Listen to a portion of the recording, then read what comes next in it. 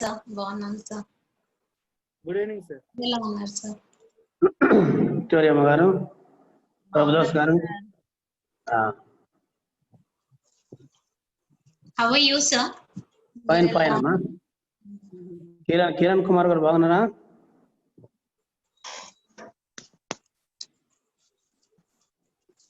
Vinay, good evening sir. Vinaya Vani, okay. Good evening అందరికి. Good evening. Prasad garu, good evening.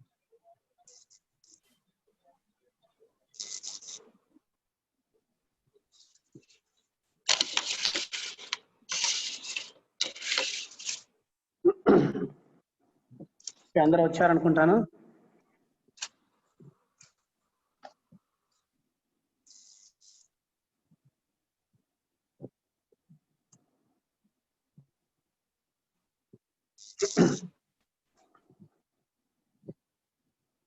Okay, అందరికి good evening. అందరు బాగున్నారు కదా?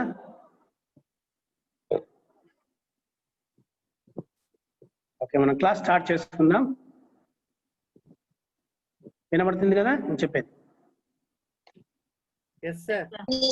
Okay okay okay okay right. Nice. Once again praise God, దేవుని స్తోత్రం. మరొకసారి మంచి సమయం దేవుడు మనకు అనుగ్రహించాడు. మరి అందరూ బాగా చక్కగా పార్టిసిపేట్ చేస్తున్నారు. దేవుడు మీరు దీవించిన గాక. ఓకే, మన క్లాస్ లాస్ట్ క్లాస్ మనం ఎక్కడి వరకు స్టాప్ చేసుకున్నామా? పేజ్ 8 లో సార్ ఎగ్జాంపుల్ చెప్పారు. అదే body other beginners. Page number 8 complete అయిపోయింది. yes sir. 9th page, the origin, beginning of the church. Right. Pictures of the church we have seen. సంఘం యొక్క రూపాలు మనం చూసాం. 4 pictures of the church. సంఘం యొక్క 4 రూపాలు అనగా సాదృశ్యాలు మనం చూసాం లాస్ట్ క్లాస్ లో. రైట్, నెక్స్ట్ పేజ్ నంబర్ 9 చూడండి. పేజ్ నంబర్ 9 మన ఇంతకు ముందు లాగానే లాస్ట్ క్లాస్ లో లాగానే మరి లాస్ట్ కు మనగా 7:45 ఆ టైంలో క్వశ్చన్స్ అడగొచ్చు. మీరు రాసుకొని ఉండండి. మధ్యలో డౌట్ వస్తే మీరు క్వశ్చన్స్ రాసుకున్నట్లయితే ఇన్ ద ఎండింగ్ లో 15-20 minutes లో క్వశ్చన్స్ క్లారిఫై చేసుకోవచ్చు. సూర్య గారు, గుడ్ ఈవినింగ్ అండి. Good evening. డెమనాలజీ అండి? కాదండి, కాదు ecclesiology. Ecclesiology. Okay okay, thank you. Ecclesiology. Okay okay, thank you. ఎక్లీషియాలజీ.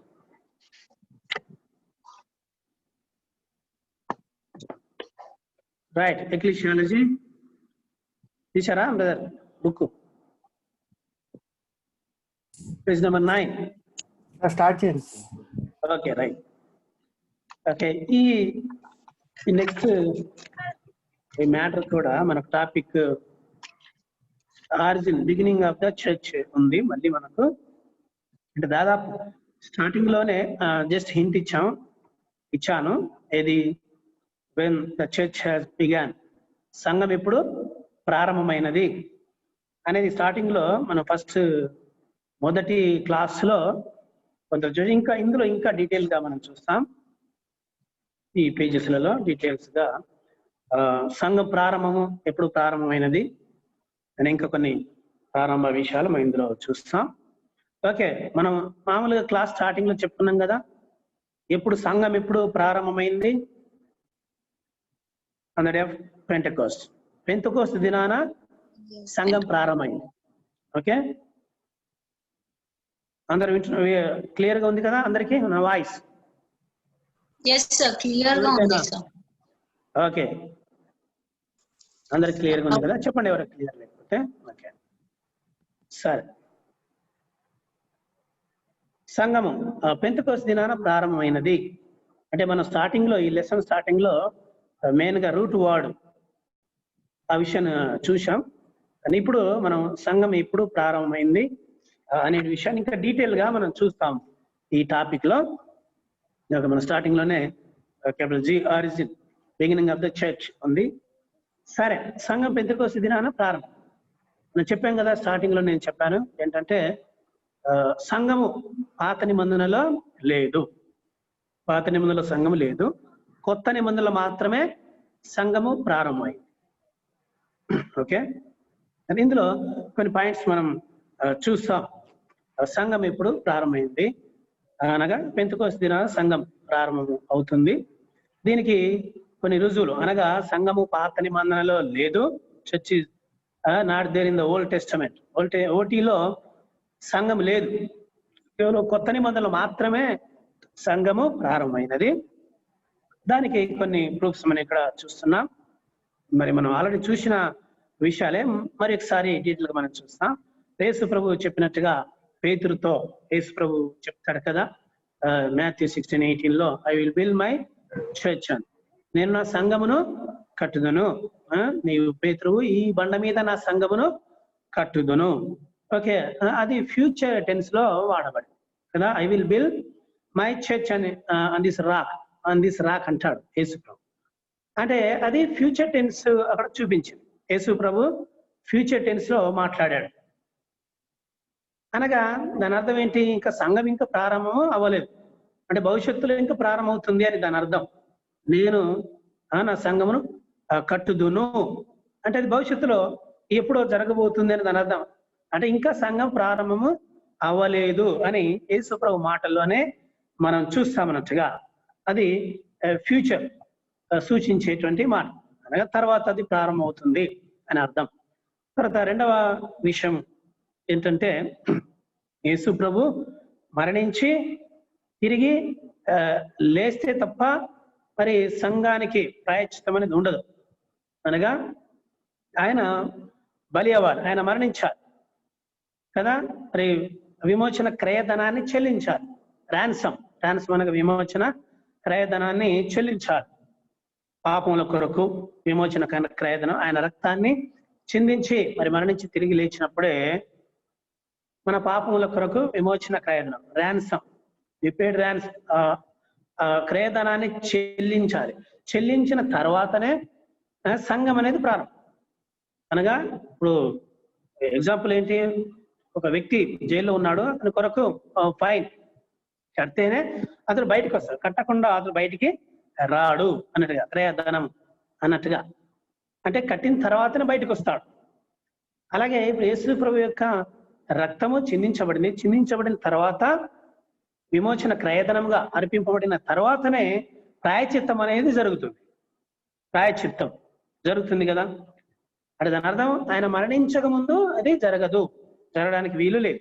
ఆయన మరణించక ముందు కేవలం సూచనలు మాత్రం ఉన్నాయి. ఓల్డ్ టెస్టమెంట్ లో బలి అర్పణలు అవన్నీ కూడా బలులు కదా, ఆ ఫెస్టివల్స్ అవన్నీ కేవలం షాడో మాత్రమే.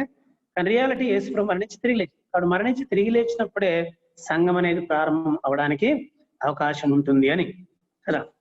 కాబట్టి ఏ విధంగా ఎగ్జాంపుల్ చెప్పాడు కదా, భార్య భర్తను అనగా తర్వాత భర్త భార్యను ఏ విధంగా ప్రేమిస్తాడు, అలాగే యేసుక్రీస్తు సంఘం కొరకు తన ప్రాణాన్ని అర్పించాడు. మనం Ephesians 5:25 నుండి చూస్తాం కదా. అందులో మరి సంఘాన్ని యేసు ప్రభు ప్రేమించి ముడతైన కలంకమైన ఏది ఉండకుండా మహిమ గలదిగా ఉండనట్లు కదా, తన కొరకు సంఘం కొరకు తాను అర్పించాడు అని మనం చూస్తాం.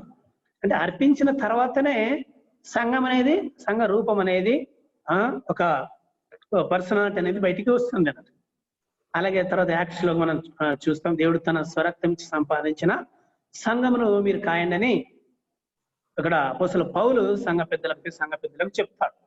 అనగా దేవుడు తన స్వరక్తం ఇచ్చి సంపాదించిన సంఘం అంటే అర్థం ఏంటి? రక్తం ఇచ్చి సంపాదించాడు అని, అంటే రక్తం ఇవ్వక ముందు ఆయన దాన్ని సంపాదించలేదు, అంతే కదా దాని అర్థం. దేవుడు తన స్వరక్తం ఇచ్చి, చూడండి ఆ వచనం చూడండి, యాక్ట్స్ 20:28 లో ఉంటుంది ఆ మాట. దేవుడు తన స్వరక్తం ఇచ్చి సంపాదించిన తన సంఘమును కాయుటకు పరిశుద్ధాత్మ మిమ్మల్ని దేని యందు అధ్యక్షునిగా ఉంచెనో ఆ యావత్ మందను గూర్చి మీ మట్టుకు మిమ్మల్ని గూర్చి జాగ్రత్తగా ఉండుడి. ఓకే, చాలు చాలు, రైట్. దేవుడు తన స్వరక్తమిచ్చి సంపాదించిన సంఘం అని అక్కడ మాట ఉంది. అంటే అర్థం ఏంటి అనేది, స్వరక్తం ఇచ్చి అంటే ఒకటి ఇచ్చి తీసుకున్నాడు, ఇచ్చి పుచ్చుకోవడం లాగా ఆయన స్వరక్తముతో దాన్ని సంపాదించాడు అని తన అర్థం. రక్తముతో తన రక్తాన్ని పెట్టి ఆయన సంపాదించాడు అంటే అర్థం ఏంటి? అప్పుడే అది ప్రారంభమవుతుంది అన్నాడు. ఆయన ద్వారానే ప్రారంభమవుతుంది. అంటే అంతకుముందు సంఘము లేదు, అంతకుముందు సంఘం అనేది లేదు, ఆయన స్వరక్తం ఇచ్చి సంపాదించాడు అని దాని అర్థం. కావున యేసు ప్రభు ద్వారానే సంఘం ప్రారంభమైంది, కానీ పాత నిబంధనల సంఘము లేదు అనేది ఒక విషయం క్లియర్.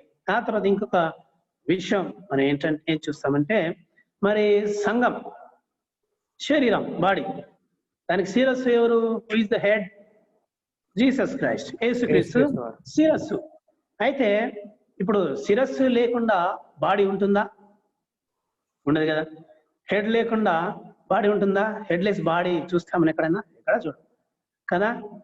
అంటే హెడ్ ఎప్పుడు ప్రారంభమవుతుంది? శిరస్సు ఎప్పుడు? ఆయన మరణించి తిరిగి లేచిన తర్వాత. ఆయన లేకుండా, యేసు ప్రభువు లేకుండా సంఘం అనేది లేదు. ఆయన ప్రత్యక్షంగా ఈ లోకానికి వచ్చి మరణించి తిరిగి లేవాలి. తర్వాత సంఘానికి ఆయన శిరస్సుగా ఉండాలి. సంఘానికి శిరస్సు లేకుండా సంఘం ఎలా అది పనిచేస్తుంది? పనిచేయదు కదా. It will not function. Church will not function without the head. Head ఎవరు? యేసుక్రీస్తు. యేసుక్రీస్తు శిరస్సు. ఆ శిరస్సు లేకుండా సంఘం అనేది ఏమాత్రము పని చేయదు. కాబట్టి తండ్రి అయిన దేవుడు ఆయన్ను సంఘంలో శిరస్సుగా నియమించాడు, యేసుక్రీస్తును. అటు శిరస్సు లేకుండా బాడీ ఉండదు. అనగా పాత నిబంధనలో సంఘం అనేది లేదు. మరి సంఘము శరీరంగా మనం ఇంత పోల్చాం కదా, ఒక రూపము పోల్చబడింది కదా, బాడీతో, దేహంతో పోల్చబడింది కదా. అప్పుడు శిరస్సు లేకుండా సంఘం ఏ విధంగా ఫంక్షన్ అవుతుంది? పనిచేస్తుంది? చేయదు.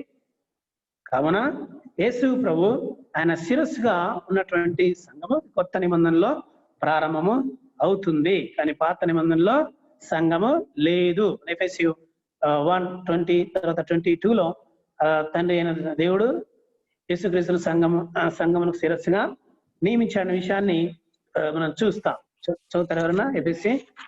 ఆయన ఆ బలాతిశయము చేత క్రీస్తును మృతుల్లో నుండి లేపి సమస్తమైన ఆధిపత్యము కంటేను, అధికారము కంటేను, శక్తి కంటేను, ప్రభుత్వము కంటేను ఈ యుగమునందు మాత్రమే గాక రాబోవు యుగమునందును పేరు పొందిన ప్రతి నామము కంటేను ఎంతో హెచ్చుగా పరలోకమునందు ఆయనను తన కుడి పార్శ్వమున కూర్చుండబెట్టుకొని ఉన్నాడు. మరియు సమస్తమును ఆయన పాదముల క్రింద ఉంచి సమస్తము పైన ఆయనను సంఘమునకు శిరస్సుగా నియమించాను. శిరస్సుగా నియమించను, సంఘమునకు శిరస్సుగా నియమించాడు తండ్రి అయినటువంటి దేవుడు. కాబట్టి శిరస్సు లేకుండా బాడీ అనేది ఉండదు. కావున యేసు ప్రభు ద్వారా, యేసు ప్రభు నుండి మాత్రమే సంఘం అనేది ప్రారంభం అవుతుంది అనేటువంటి ఇంకొక ప్రూఫ్ అన్నట్టుగా, మూడవ ప్రూఫ్. ఆ తర్వాత సంఘానికి ఆత్మీయ వరాలు ఇవ్వబడ్డాయి. యేసు ప్రభు ఆయన వెళ్ళిపోయిన తర్వాత మాత్రమే సంఘానికి ఆ వరాలు ఇవ్వబడ్డాయి. సంఘ యొక్క క్షేమాభివృద్ధి కొరకు, సంఘము పనిచేయుటకు, సంఘం అభివృద్ధి చెందుటకు వివిధ రకాలైనటువంటి వరాలను దేవుడు అనుగ్రహించాడు. ఆయన వెళుతూ ఎఫెసీ 4:7-12 మనం చూస్తాం. ఎఫెసీ 4:8 చదవండి ఒకసారి. ఎఫెసీ 4:8, 4వ అధ్యాయం. Therefore he says, when he ascended on high, he led captivity captive and gave gifts to men. Okay, he left captivity captive, gave gifts to men. He gave gifts to men. Okay, ఆయన చెరగా పట్టుకొని పోయి మనుషులకు ఈవులను అనుగ్రహించను కదా. మనుషులకు ఈవులను gifts to men అనగా సంఘానికి. వారికి సంఘానికి ఆయన బహుమానాలు, అనగా బహుమానాలు అంటే ఇవి ఏ బహుమానాలు? వరాలు.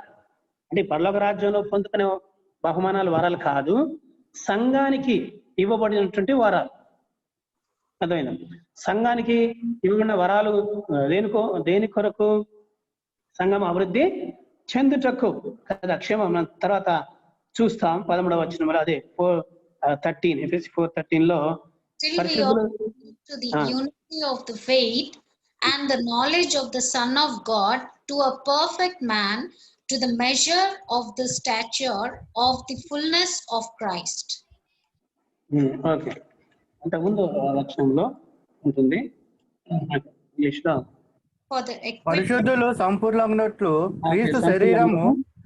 క్రీస్తు శరీరము క్షేమాభివృద్ధి చెందుటకును పరిచర్య ధర్మము జరుగుటకును ఆయన కొందరిని అపోస్తులను గాను, కొందరిని ప్రవక్తలుగాను, కొందరిని సువార్తికులుగా గాను, కొందరిని కాపరులుగాను, ఉపదేశకులను గాను నియమించాను. Okay, right. ఇది ఇంగ్లీష్ లో 12th verse లో ఉంటుంది.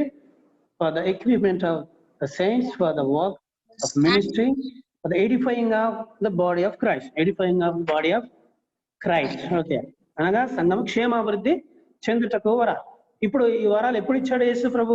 వెన్ హీ గేవ్ అని వెళ్తూ కదా, అక్కడ ఉంది కదా ఆరోహణమైన, when he ascended, when he ascend అంటే ఎప్పుడు ఆయన వెళ్ళిపోతూ, ఆయన మరణించి తిరిగి లేచి 40 days ఉన్నాడు కదా భూమి మీద. ఆ 40 days తర్వాత మరి ఆయన శిష్యులకు అగుపడి వెళ్ళిపోయాడు. వెళ్ళిపోతూ ఇచ్చాడు వరాలను. దాని అర్థం ఆరోహణం అయినప్పుడు ఆయన మనుషులు ఈవులను, గిఫ్ట్స్, వరాలను ఇచ్చాడు. కింద చెప్పిన వరాలు అన్నట్టుగా క్షేమాభివృద్ధి చెందుటకు అపోస్తలులు, ఆ తర్వాత బోధకులు, వీరందరూ దేని కొరకు? సంఘాభివృద్ధి. అంటే ఈ వరాలు ఆయన వెళ్ళిపోయిన తర్వాత ఇవ్వబడ్డాయి కదా.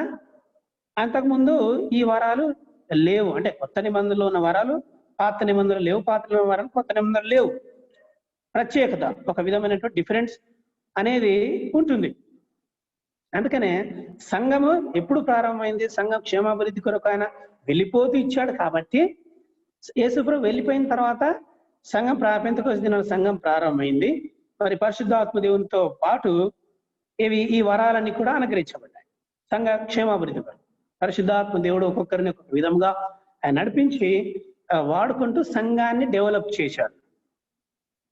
కావున సంఘం అనేది ఎప్పుడు ప్రారంభమైంది అన్న కొత్త నిబంధనలో పెంతెకొస్తు దినం రోజున, పెంతెకొస్తు దినాన ప్రారంభమైనది అనడానికి ఇవి కొన్ని ప్రూఫ్స్. తర్వాత ఇదే పాయింట్ల తర్వాత కింద ఇంకొక 5వ పాయింట్ మనం చూస్తాం.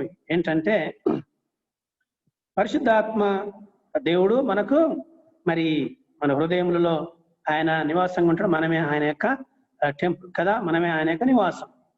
ఇప్పుడు పరిశుద్ధాత్మ దేవుడు పెంతెకొస్తు దినాన వచ్చాడు ఆల్రెడీ భూమి మీదకి. అంటే పరిశుద్ధాత్మ యొక్క బాప్టిజం జరిగిపోయింది, baptism of the Holy Spirit. ఎప్పుడు? పరిశుద్ధాత్మ దేవుడు భూమి మీదకి వచ్చినప్పుడు కదా. అంటే సంఘాన్ని అభివృద్ధి చెందుటకు, ప్రారంభించుటకు, మరి విశ్వాసుల్ని బలపరచుటకు, విశ్వాసులు ఉండుటకు, విశ్వాసుల్ని ఏకము చేయుటకు పరిశుద్ధాత్మ దేవుడు ఈ లోకానికి వచ్చాడు కదా. యేసుక్రీస్తు యొక్క శరీరాన్ని, అనగా ఎవరు? యేసుక్రీస్తు యొక్క శరీరం ఎవరు? బిలీవర్స్, విశ్వాసులు. విశ్వాసాలని ఏకం చేయుటకు, టు యునైట్ దెం, సంఘాన్ని అనగా శరీరాన్ని ఏకము చేయుటకు పరిశుద్ధాత్మ దేవుడు వచ్చాడు. అంటే ఇది ఎప్పుడు జరిగింది? పెంతెకొస్తు దినాన పరిశుద్ధాత్మ దేవుడు భూమి మీదకి వచ్చినప్పుడు కదా. మరి దీన్నే మనం స్పిరిట్ బ్యాప్టిజం అని కూడా అంటాం. ఈ స్పిరిట్ బ్యాప్టిజం యేసు ప్రభు ఆయన వెళ్ళిపోతూ చెప్తాడు శిష్యులకు. యాక్ట్స్ 1:5లో చూసాం, కొద్ది దినములలోగా మీరు పరిశుద్ధాత్మలో బాప్తిసము పొందుదురు అని యాక్ట్స్ 1:5లో యేసు ప్రభు చెప్తాడు శిష్యులకు.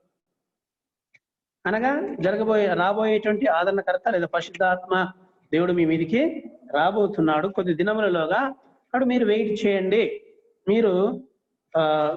అని యేసు ప్రభు చెప్తాడు. అయితే అంటే పరిశుద్ధాత్మ దేవుడు వచ్చిన తర్వాతనే ఇక్కడ సంఘం ప్రారంభమవుతుందని దాని అర్థం. సరే, యేసు ప్రభు చెప్పినట్టుగా యాజ్ జీసస్ ప్రాఫెసీడ్, యేసు ప్రభు ప్రవచించినట్టుగా మన యాక్ట్స్ 2లో పరిశుద్ధాత్మ దేవుడు అగ్ని నాలుకల వలె పైనుండి మరి ఆ శిష్యుల పైకి రావడము, వారి భాషలు మాట్లాడము, స్వార్థ చెప్పడము, ఇదంతా జరుగుతుంది. మనం యాక్ట్స్ 2:5లో చూస్తాం. యాక్ట్స్ 1:5లో యేసు ప్రభు చెప్తాడు కదా, ఒకసారి చదవండి. Acts 1:5.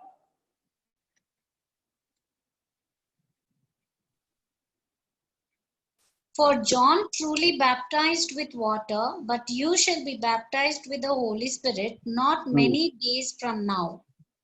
Okay. You shall be baptized with the Holy Spirit. మీరు పరిశుద్ధాత్మతో ఆత్మలో బాప్తీసము పొందుదురు అని యేసు చెప్పాడు శిష్యులకు. సరే, ఆయన వెళ్ళిపోయిన తర్వాత పెంతెకొస్తు దినాన పరిశుద్ధాత్మ దేవుడు వస్తాడు. ఆ విషయాన్ని గురించి యేసు ప్రభు అక్కడ ప్రవచించినట్టుగా యేసు ప్రభు ప్రవచించినట్టుగా పరిశుద్ధాత్ముడు పెంతెకొస్తు దినాన రావడం జరుగుతుంది.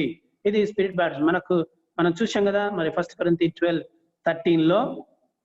Corinthians 12:13 మనందరము ఒకే ఆత్మను పానము చేసిన, ఒకే బాప్తిసం తీసుకుని ఒకే శరీరముగా ఉన్నాము అని మనం అక్కడ చూస్తాం. చాలా ప్రాముఖ్యమైనటువంటి వచనం చదవండి ఒకసారి. 1 Corinthians 12:13. ఎలాగనగా యూదులమైనను గ్రీసు దేశస్థులమైనను దాసులమైనను స్వతంత్రులమైనను మనమందరము ఒక శరీరములోనికి ఒక ఆత్మయందే బాప్తిజము పొందితిమి, మనమందరము ఒక ఆత్మను పానము చేసిన వారమైతిమి. ఓకే, ఒక ఆత్మయందే బాప్తిజం పొందితే ఒక ఆత్మను పానము చేసిన వారమైతిమి.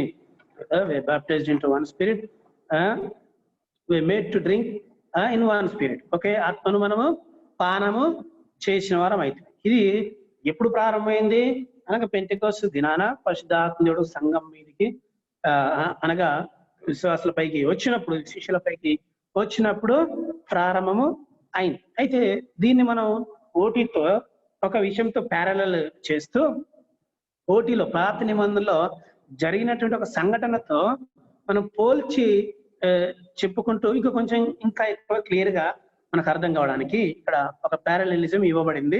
అదేంటంటే పాత నిబంధనలో ఓల్డ్ టెస్టమెంట్, ఇప్పుడు ఫస్ట్ మోషే, ఆ తర్వాత సొలొమోన్. అంటే ముందు మోషే ఈ బిల్ టాబర్నాకిల్, ఓకే, ఆయన ప్రత్యక్ష గుడారాన్ని నిర్మించాడు.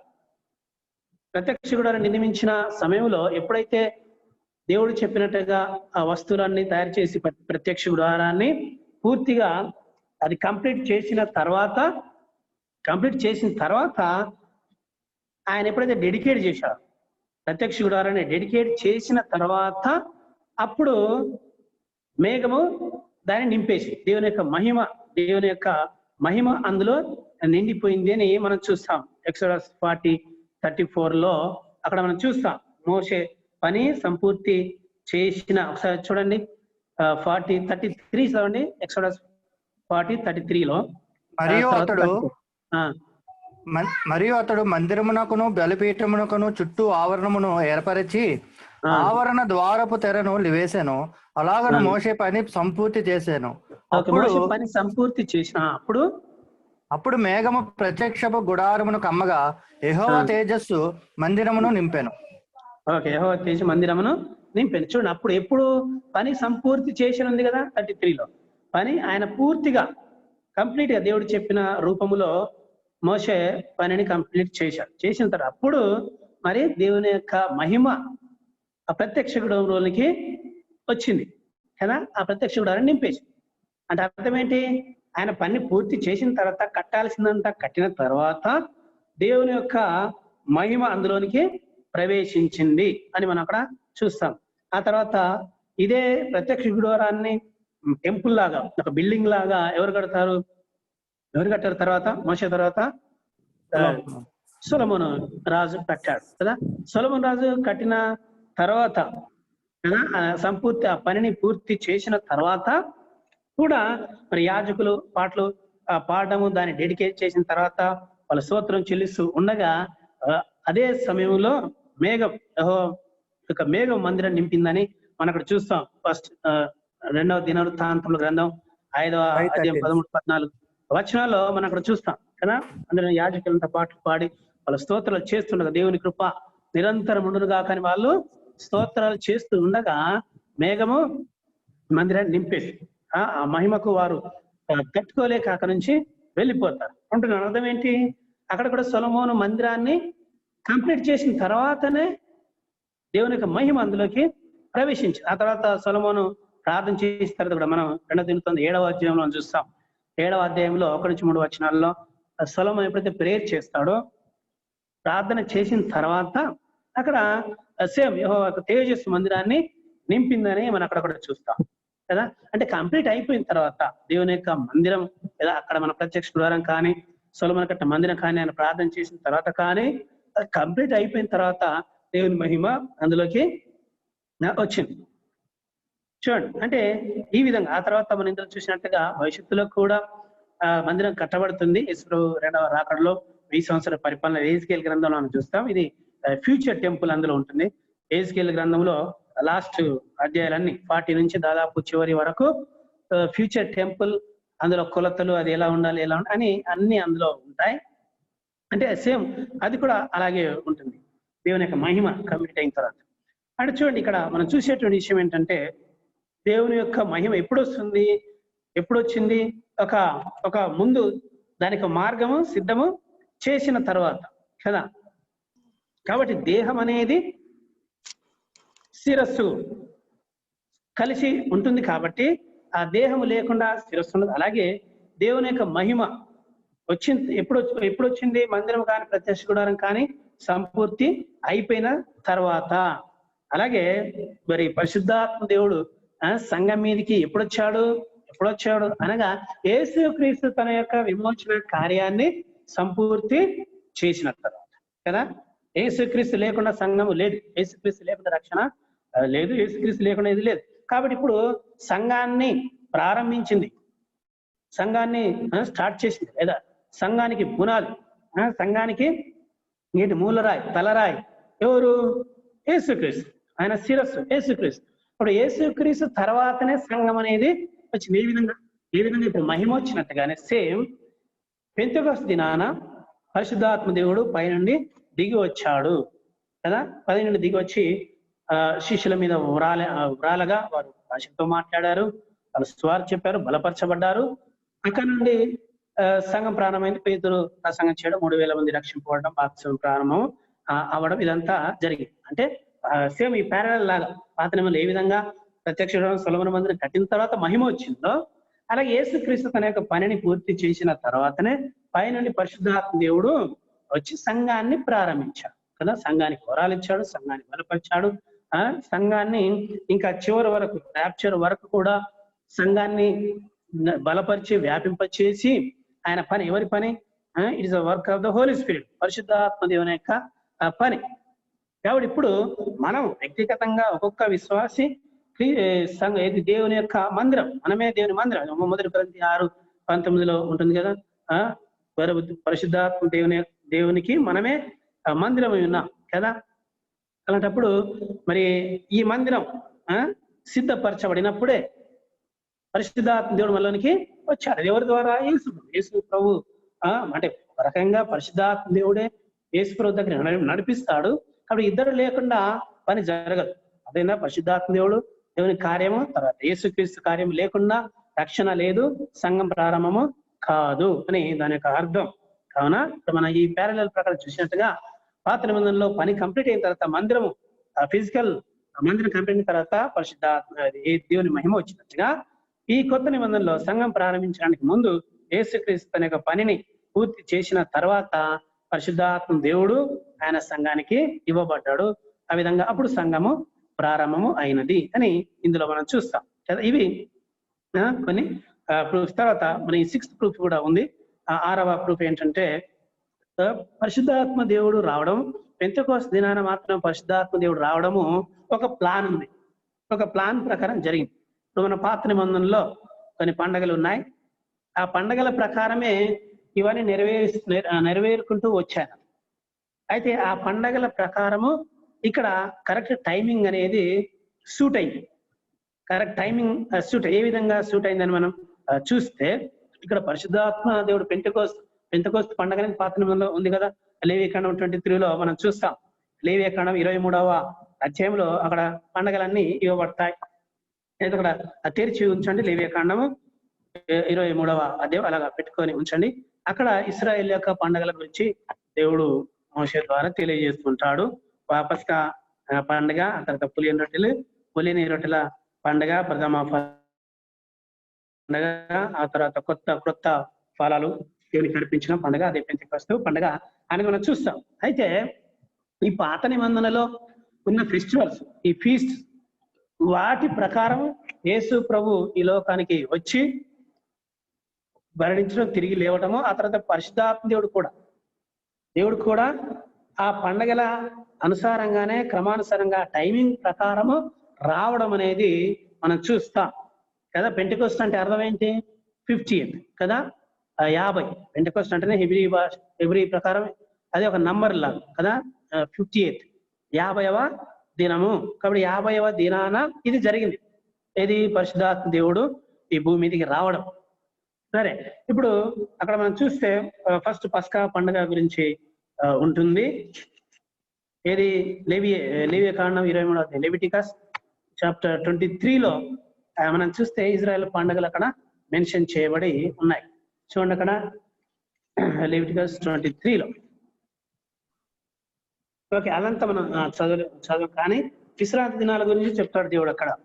మీరు 6 రోజులు పనిచేసి 7వ దినాన విశ్రాంతి తీసుకోవాలి అని చెప్పి, ఆ తర్వాత ప్రతి సంవత్సరం 14వ 14th day every year 14th first month 14th day మీకు పస్కా పండుగ. ఆ తర్వాత నెక్స్ట్ డే అన్లీవెండ్ బ్రెడ్ అనగా పులియన్ రొట్టెల పండుగ. ఆ తర్వాత ప్రథమ ఫలాల పండుగ అని లైన్ గా ఇంట్లో ఉన్నాయి. మీరు తర్వాత చదువుకోండి.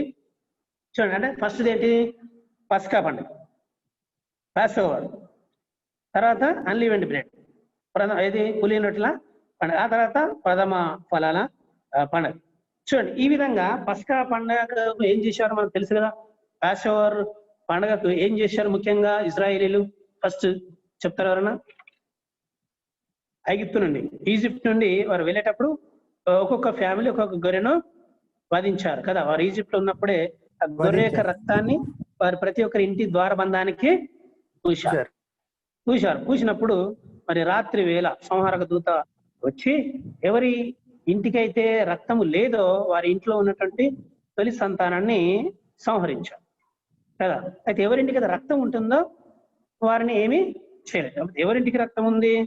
ఇశ్రాయేలీలందరి ఇళ్లలో వాళ్ళే పూశారు గొర్రె పిల్లకి రక్తాన్ని పూశారు. ఆ తర్వాత వాళ్ళు ప్రతి కుటుంబం కూడా ఆ గొర్రెను పూర్తిగా వండుకొని బయటకు వచ్చిన తర్వాత వాళ్ళు బయటకు వచ్చిన తర్వాత బయట వారు పస్కా పండుగను ఆచరించారు. సరే, ఆ గొర్రె పిల్ల ఆ గొర్రెను వధించుట, అది ఆ రక్తాన్ని పూయట, ఇదంతా దేనికి సాదృశ్యం? యేసుక్రీస్తుకు సాదృశ్యం. అంటే యేసుక్రీస్తు ఈ విధంగా పస్కా గొర్రె పిల్ల వలె మన కొరకు మరణిస్తాడు అనేది అప్పుడే దేవుడు చూపించాడు, ఆ సాదృశ్యం ద్వారా చూపించాడు.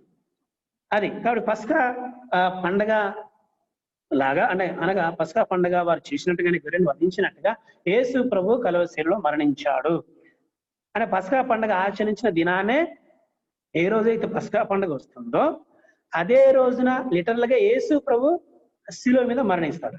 ఆ రోజున అర్థమైంది కాదు, వారు పస్కా పండుగ ఆచరించే రోజుననే యేసు ప్రభు శిలువ మీద మరణించాడు. నెక్స్ట్ ఏంటి? అన్లీవెండ్ బ్రెడ్, పులియని రొట్టెలు వాళ్ళు తినడం అనగా ఆ రోజు యేసు ప్రభు అంటే సమాధిలో ఉంటారు కంప్లీట్ గా. అర్థమైందా? కంప్లీట్ గా సమాధి. నెక్స్ట్ డే సండే, ఆయన తిరిగి లేచిన రోజు ఏ రోజు? సండే, ఆదివారం. ఆదివారాన మళ్ళీ ఇశ్రాయేళ్లకు ఏంటి? అది ఫస్ట్ ఫ్రూట్స్, ప్రథమ ఫలాల పండుగ అనగా యేసు ప్రభు ప్రథమ ఫలముగా ఆయన తిరిగి లేచాడు అని ప్రథమ ఫలాల పండుగకు సూచనగా సాదృశ్యంగా యేసు ప్రభు మరణించి ప్రథమ ఫలంగా తిరిగి లేచాడు. మన 1 Corinthians 15:23 చూడండి ఒకసారి. ఈ లేవియ కాండం మీరు తర్వాత చదువుకోవచ్చు, అంత మనం టైం లేదు చదవడానికి. అన్ని ఫెస్టివల్స్ అందులో ఇవ్వబడ్డాయి.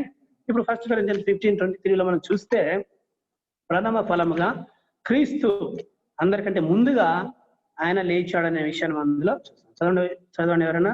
1 Corinthians 15:23. But each one in his own order, Christ the first fruits, afterward those who are Christ at his coming. Okay, తెలుగులో కూడా చదవండి 15:23. ప్రతి వాడును తన వరుసలోనే బ్రతికింపబడును. ప్రథమ ఫలము క్రీస్తు తర్వాత ఆయన వారు బ్రతికింపడు. ఓకే, ప్రథమ ఫలము క్రీస్తు. చూడండి ఇక్కడ ప్రథమ ఫలము క్రీస్తు అనగా తర్వాత ఆయన వారు బ్రతికింపబడతారు అనేది అన్ని రిజరెక్షన్ తర్వాత జరగబోయేటువంటి రిజరెక్షన్స్ గురించి మనం చూస్తాం. అయితే ప్రథమ ఫలము క్రీస్తు ఎప్పుడు ప్రథమ ఫలం అయ్యాడు? ఆయన యేసు ప్రభు ఎప్పుడు ప్రథమ ఫలం? ఆయన మరణించి తిరిగి లేచినప్పుడు ప్రథమ ఫలముగా తిరిగి లేచాడు. అనగా యేసు ప్రభు మరణించి తిరిగి లేవక ముందు ఎవరైనా తిరిగి లేచారా? మరి పాత్ర చాలా మంది తిరిగి లేచారు కదా, మరణించిన వారు తిరిగి లేచారు లేదా? తిరిగి లేచాడు, ఏలియా లేపుతాడు కదా, లేచారు సార్. ఏలియా లేచారు లేపుతారు, కదా. ఎలీషా లేపుతారు, ఎలీషా లాజరు లేపుతాడు. లేస్తాడు. లాజరు కూడా అంతకుముందు లేచు. కానీ యేసు ప్రభు లేవడానికి వాళ్ళు లేవడానికి మధ్య చాలా డిఫరెన్స్ ఉంది. యేసు ప్రభు ఎలా లేస్తాడు? మహిమ దేహంతో తిరిగి లేచాడు కదా. మహిమ దేహంతో లేదు, మహిమ దేహంతో తిరిగి లేచారు ఎవరైనా అంతకుముందు తిరిగి లేచిన వాళ్ళు? No, sir. లేదు కాదు, ఎవరు కూడా మహిమ దేహంతో తిరిగి లేవలేదు. ఇప్పుడు ఫస్ట్ ఫ్రూట్ గా యేసు మహిమ దేహంతో తిరిగి లేచాడు. అంటే యేసుప్రభు మహిమ దేహంతో తిరిగి లేచినట్టుగానే మనం కూడా తిరిగి లేస్తాం. ఎప్పుడు ఇన్ సెకండ్ కమింగ్, యేసుప్రభు రెండవ రాకడ వచ్చినప్పుడు మనందరం కూడా తిరిగి లేస్తాం. అందుకని తర్వాత వచ్చిన మనం చూస్తాం కదా, ప్రథమ ఫలము తర్వాత క్రీస్తు వచ్చినప్పుడు, ఎప్పుడు నెక్స్ట్ సెకండ్ కమింగ్, క్రీస్తు వచ్చినప్పుడు ఆయన వారు బ్రతికింపబడుదురు. అది నెక్స్ట్ మనం కూడా లేచినప్పుడు ఇది మహిమ దేహాలు విత్ గ్లోరిఫైడ్ బాడీస్ మనం లేస్తాం. అంటే ఆ విధంగా యేసు ప్రభు ప్రథమ ఫలముగా మహిమ దేహంతో ఆయన తిరిగి లేచాడు. ఇది ఫస్ట్ ఫ్రూట్ కు సూచన. ప్రథమ ఫలాలు వాళ్ళు తీసుకొచ్చేవారు కదా ఇశ్రాయేలీలు. వాళ్ళ మొట్టమొదటి పనును ఎక్కడ తీసుకురావాలి? యాజకుని దగ్గరికి తీసుకురావాలి. యాజకుని దగ్గరికి తీసుకొచ్చి అతను అక్కడ అల్లాడిస్తాడు. అది మనం లేవియ కాండంలో 23వ అధ్యాయంలో మనం చూస్తాం. అంటే ఇక్కడ చూడండి ఈ టైమింగ్. ఓకే, నెక్స్ట్ మనం ఏం చూస్తాం? ఇప్పుడు 3 చూసాం కదా, ఫస్ట్ ఫ్రూట్స్ ప్రథమ ఫలాలు. ఆ తర్వాత పెంతెకోస్తు. ఇది ఎప్పుడు వస్తుంది? 50వ రోజు. ఇక్కడ నుండి 50వ రోజు పాస్ ఓవర్, పస్కా పండుగ నుండి నెక్స్ట్ డే నుండి లెక్కిస్తే ఇది 50వ రోజున పెంతెకోస్తు పండుగ. ఈ రోజున వాళ్ళు కొత్త ఫలాలతో మరి దేవుని సన్నిధికి వచ్చి దేవునికి కొత్త నూతన ఫలాలు అర్పించేటువంటి వారు. అంటే పస్కా పండుగ నుండి ఎప్పటి వరకు? తర్వాత నుండి పస్కా. ఇది వీక్స్, ఫెస్టివల్ వీక్స్ అని కూడా అంటారు. వీక్స్ అంటే మీరు 7 వారాలు లెక్కించాలి అని లేవియ కాండాలు. వారాలు ఒక రోజు. 7 వారాలు లెక్కించాలి. 7 వారాలు అంటే 7 ఏళ్ళు 49 కదా, 7 7 49. తర్వాత నెక్స్ట్ డే మీరు ఈ పండుగను ఆచరించాలని ఇక్కడ చూస్తాం. 50వ రోజు. ఇది పెంతెకోస్తు రోజు అన్నట్టు దినం. దాని అర్థం పెంతెకోస్తు అంటే ఇంకేదో కాదు, జస్ట్ 50th డే అని అర్థం. కావున ఈ 50వ రోజున పెంతెకోస్తు దినాన పరిశుద్ధాత్మ దేవుడు భూమి మీదకి రావడము, ఈ టైమింగ్ అనేది కరెక్ట్ గా సూట్ అవుతుంది అన్నట్టు. ఏది ఆ పస్కా పండుగ నుండి యేసు ప్రభు మరణించి తిరిగి లేచినప్పటి నుండి తర్వాత 50వ రోజున పెంటెకోస్తు దినాన కరెక్ట్ గా ఆ రోజున పరిశుద్ధాత్ముడు పైనుండి కుమ్మరింపబడతాడు. రైట్, చూడండి ఇక్కడ. అంటే మనం ఇదంతా ఎందుకు చూస్తున్నాం? ఆ పండుగ అనేది ఎప్పుడు నెరవేరింది? యేసు ప్రభు గురించి కదా అన్ని చెప్పబడింది. పస్కా పండుగ ఎవరి గురించి? యేసు ప్రభు గురించి. అన్లివెన్ బ్రెడ్ ఎవరి గురించి? యేసు ప్రభు. అన్ని పండుగలన్నీ యేసు ప్రభు సూచిస్తారు. ఇక్కడ యేసు ప్రభు వచ్చినప్పుడు ఇవన్నీ రియల్ గా, ఆ రియాలిటీ అనేది యేసు ప్రభు నెరవేరింది. అనగా సంఘం కూడా ఇప్పుడే ప్రారంభమైంది అని దాని అర్థం. పాత నిబంధనంతా సూచించేది యేసు ప్రభుని. ఇక్కడ యేసు ప్రభు ద్వారానే ఇక్కడ సంఘం, నిజమైనటువంటి దేవుని యొక్క శరీరము ప్రారంభము అవుతుంది అనేటువంటి విషయం కోసం ఇదంతా మనం చూస్తున్నాం. ఈ విధంగా పెంతెకోస్తు దినాన పరిశుద్ధాత్మ దేవుడు భూమి మీదకి వచ్చడం ద్వారా సంఘము ప్రారంభం అవుతుంది. ఈ పండుగలను బట్టి మనం చూస్తాం. నెక్స్ట్ పేజ్ లో కూడా మనం ఇంకా డీటెయిల్స్ గా చూస్తాం. చూడండి, అని ఇవన్నీ షాడో మాత్రమే అని కొలస్సీ 1:17 లో మనం చూసాం కదా. లాస్ట్ టైం కూడా కొలస్సీ పత్రిక 1:17 ఇవన్నీ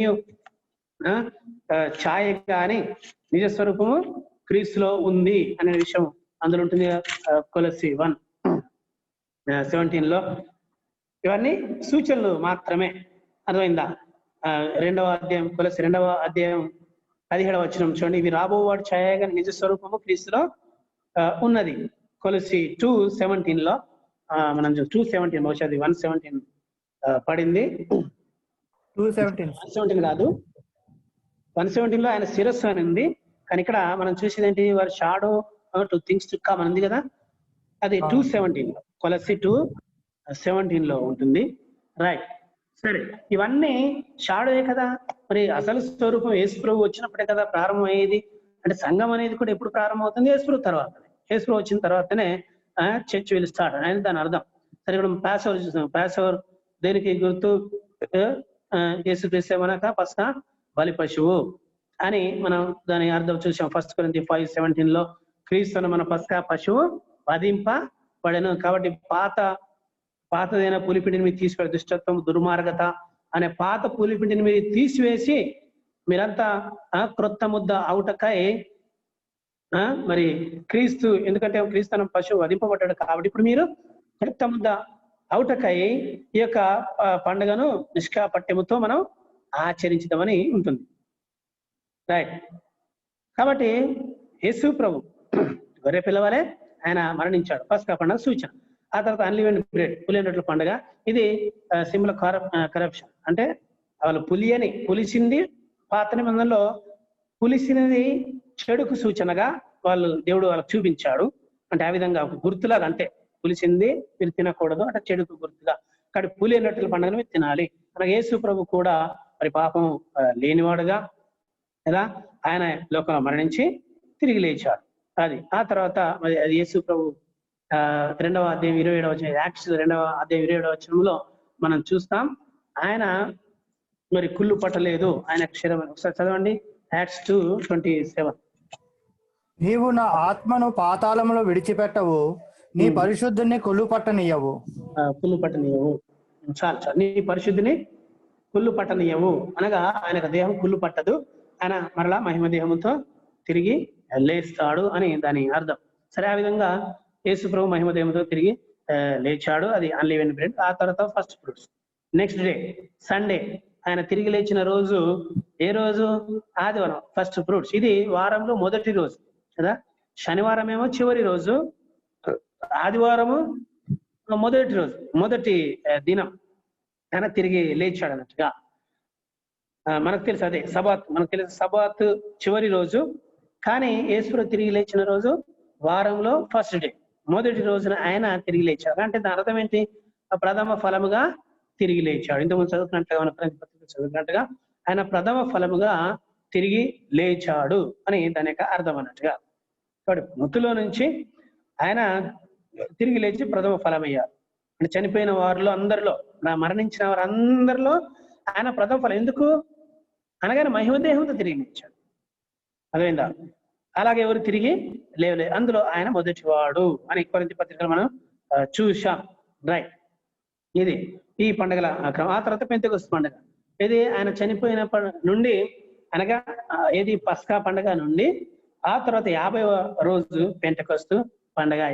7 weeks ప్లస్ 1 day. 7వ రోజు తర్వాత అన్నాడు కదా, ఏది 7 వారం లెక్కించాలి. ఆ తర్వాత రోజు ఏది 50వ రోజు. ఆ రోజున పెంతెకొస్తు పండుగ అనగా ఆ రోజు కూడా దాదాపు దాన్ని ఏమనేవారు?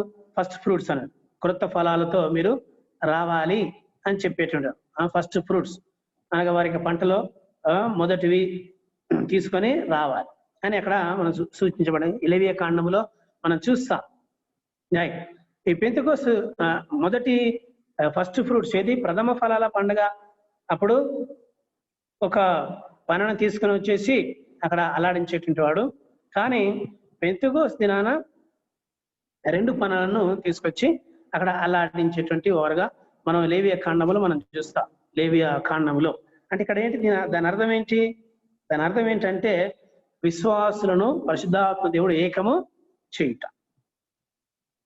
ఫస్ట్ ఫ్రూట్స్ లో ఒకటే పన. మీరు తర్వాత చదువుకున్నక్కడ షీవ్ ఆఫ్ గ్రెయిన్ ఓన్లీ 1.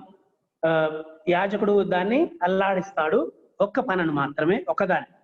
కానీ ఈ రోజున పెంతెకొస్తు దినాన లేదా ప్రథమ ఫలాలు, దీని ప్రథమ ఫలాలు అంటారు. అర్థమైందా? ఇప్పుడు ఫస్ట్ ఫ్రూట్ మీకు కన్ఫ్యూజ్ కావద్దు.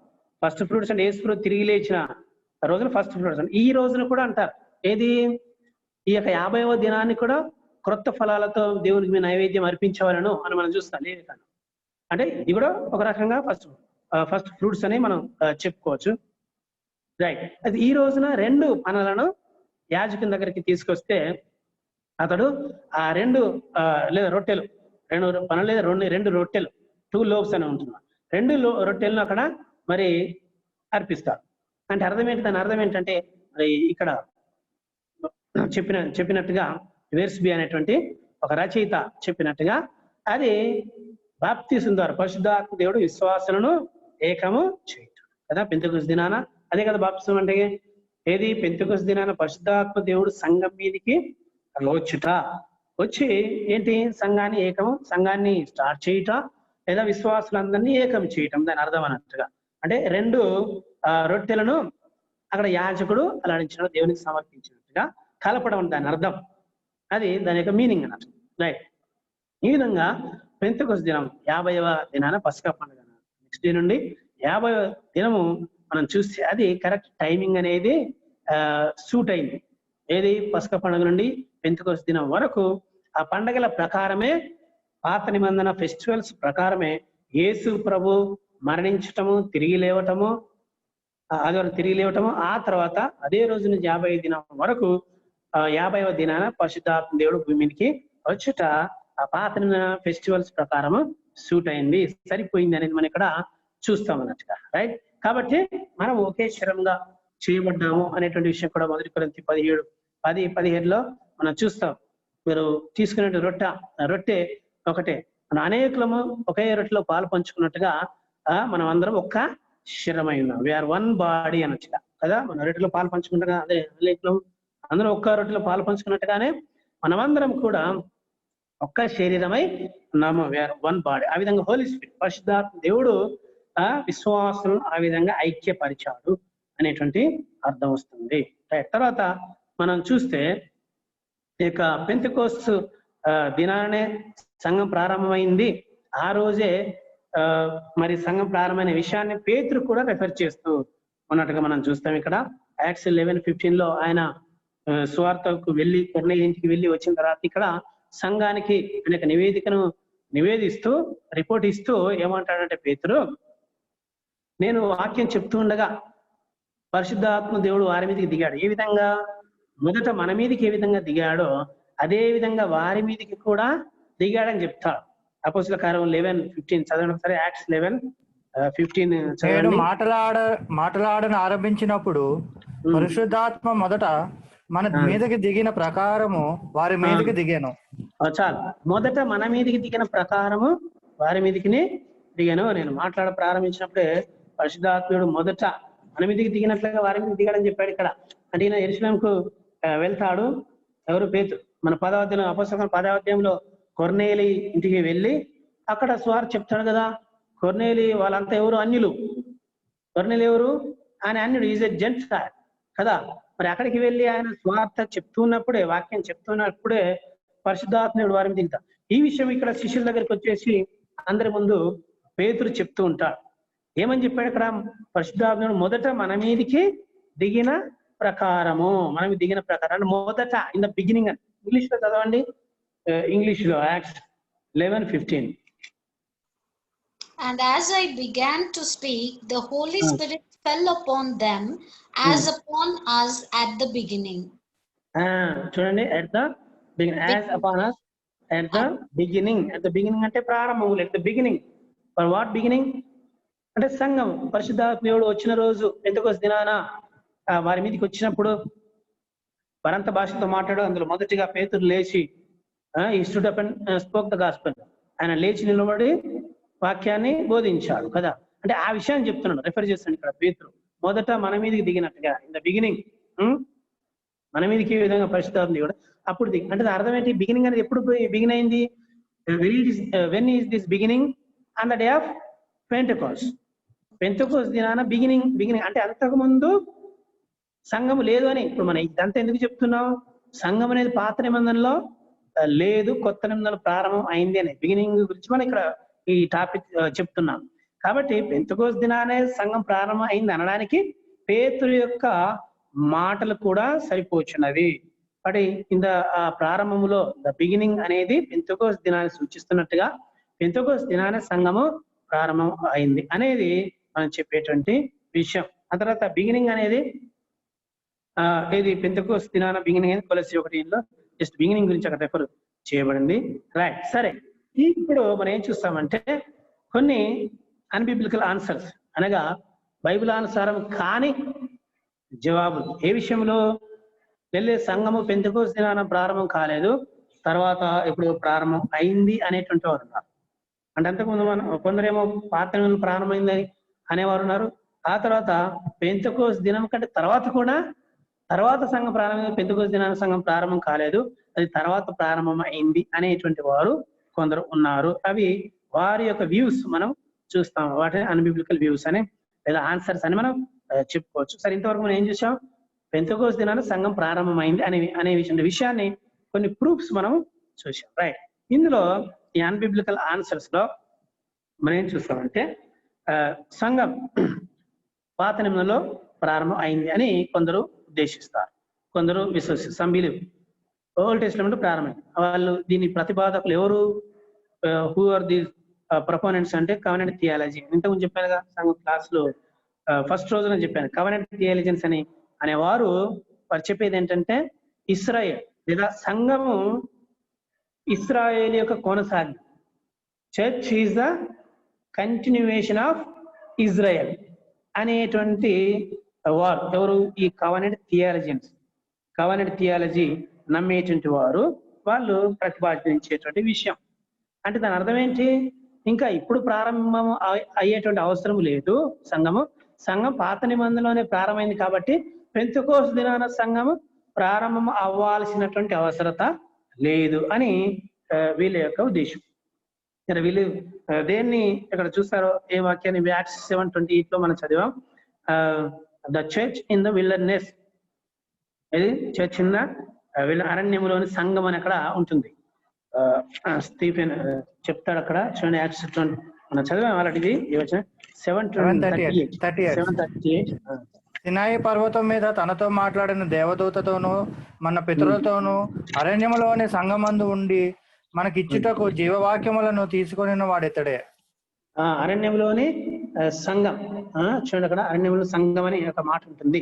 అంటే అరణ్య సంఘము అనేటువంటి దాని అర్థం ఇక్కడ యేసు ప్రభు యొక్క శరీరము ఈ సంఘాన్ని గురించి అక్కడ చెప్పబడటం లేదు కదా. ఇక్కడ ఎవరి గురించి చెప్పడం? జనరల్ గా అది ఇశ్రాయేలు సమాజం గురించి అక్కడ చెప్పాడు తప్ప సంఘం అనగా ఏది కొత్త నిబంధనలు ప్రారంభమైనట్టు ఈ సంఘాన్ని గురించి అక్కడ స్టెఫెను చెప్పటము లేదు. ఆ తర్వాత హెబ్రీ 2:12 కూడా ఇక్కడ మనం చూస్తాం. ఐ విల్ డిక్లేర్ మై దై నేమ్ టు దై బ్రదర్, అంటే నా సహోదరులకు నీ నామను ప్రచురపరిచిత అనేటువంటి మాట హెబ్రీ 2:12 లో ఉంటుంది. అది సామ్స్ 22:22 నుంచి కోట్ చేయబడింది. నా సహోదరులకు నీ నామను ప్రచురపరిచిత అని. సహోదరులు అనగా ఇక్కడ దాన్ని కూడా సంఘముగా తీసుకొని in the midst of church అని ఉంటుంది, సమాజం మధ్య అని ఉంటుంది. చూడండి అక్కడ Hebrew 2:12. Hebrew 2:12. Declare your name to my brethren in the midst of the congregation. Okay. In the midst of the congregation అనేటువంటి వర్డ్ అక్కడ వాడబడుతుంది. అదే తెలుగులో మనం ఏం చూస్తాం చూడండి. నీ నామము నా సహోదరులకు ప్రచురపరుతును, సమాజము మధ్య నీ కీర్తిని గానము చేతును అని. సమాజం మధ్య నీ కీర్తిని సమాజము, congregation. Old testament English congregation, సమాజం. ఇక్కడ ఏ సమాజము? It is not the church as in the new testament. కొత్త నిబంధనలో ఉన్న ప్రారంభమైన సంఘం కాదు, జస్ట్ అది కాంగ్రిగేషన్, ఓన్లీ సమూహం. ఎవరి సమూహము?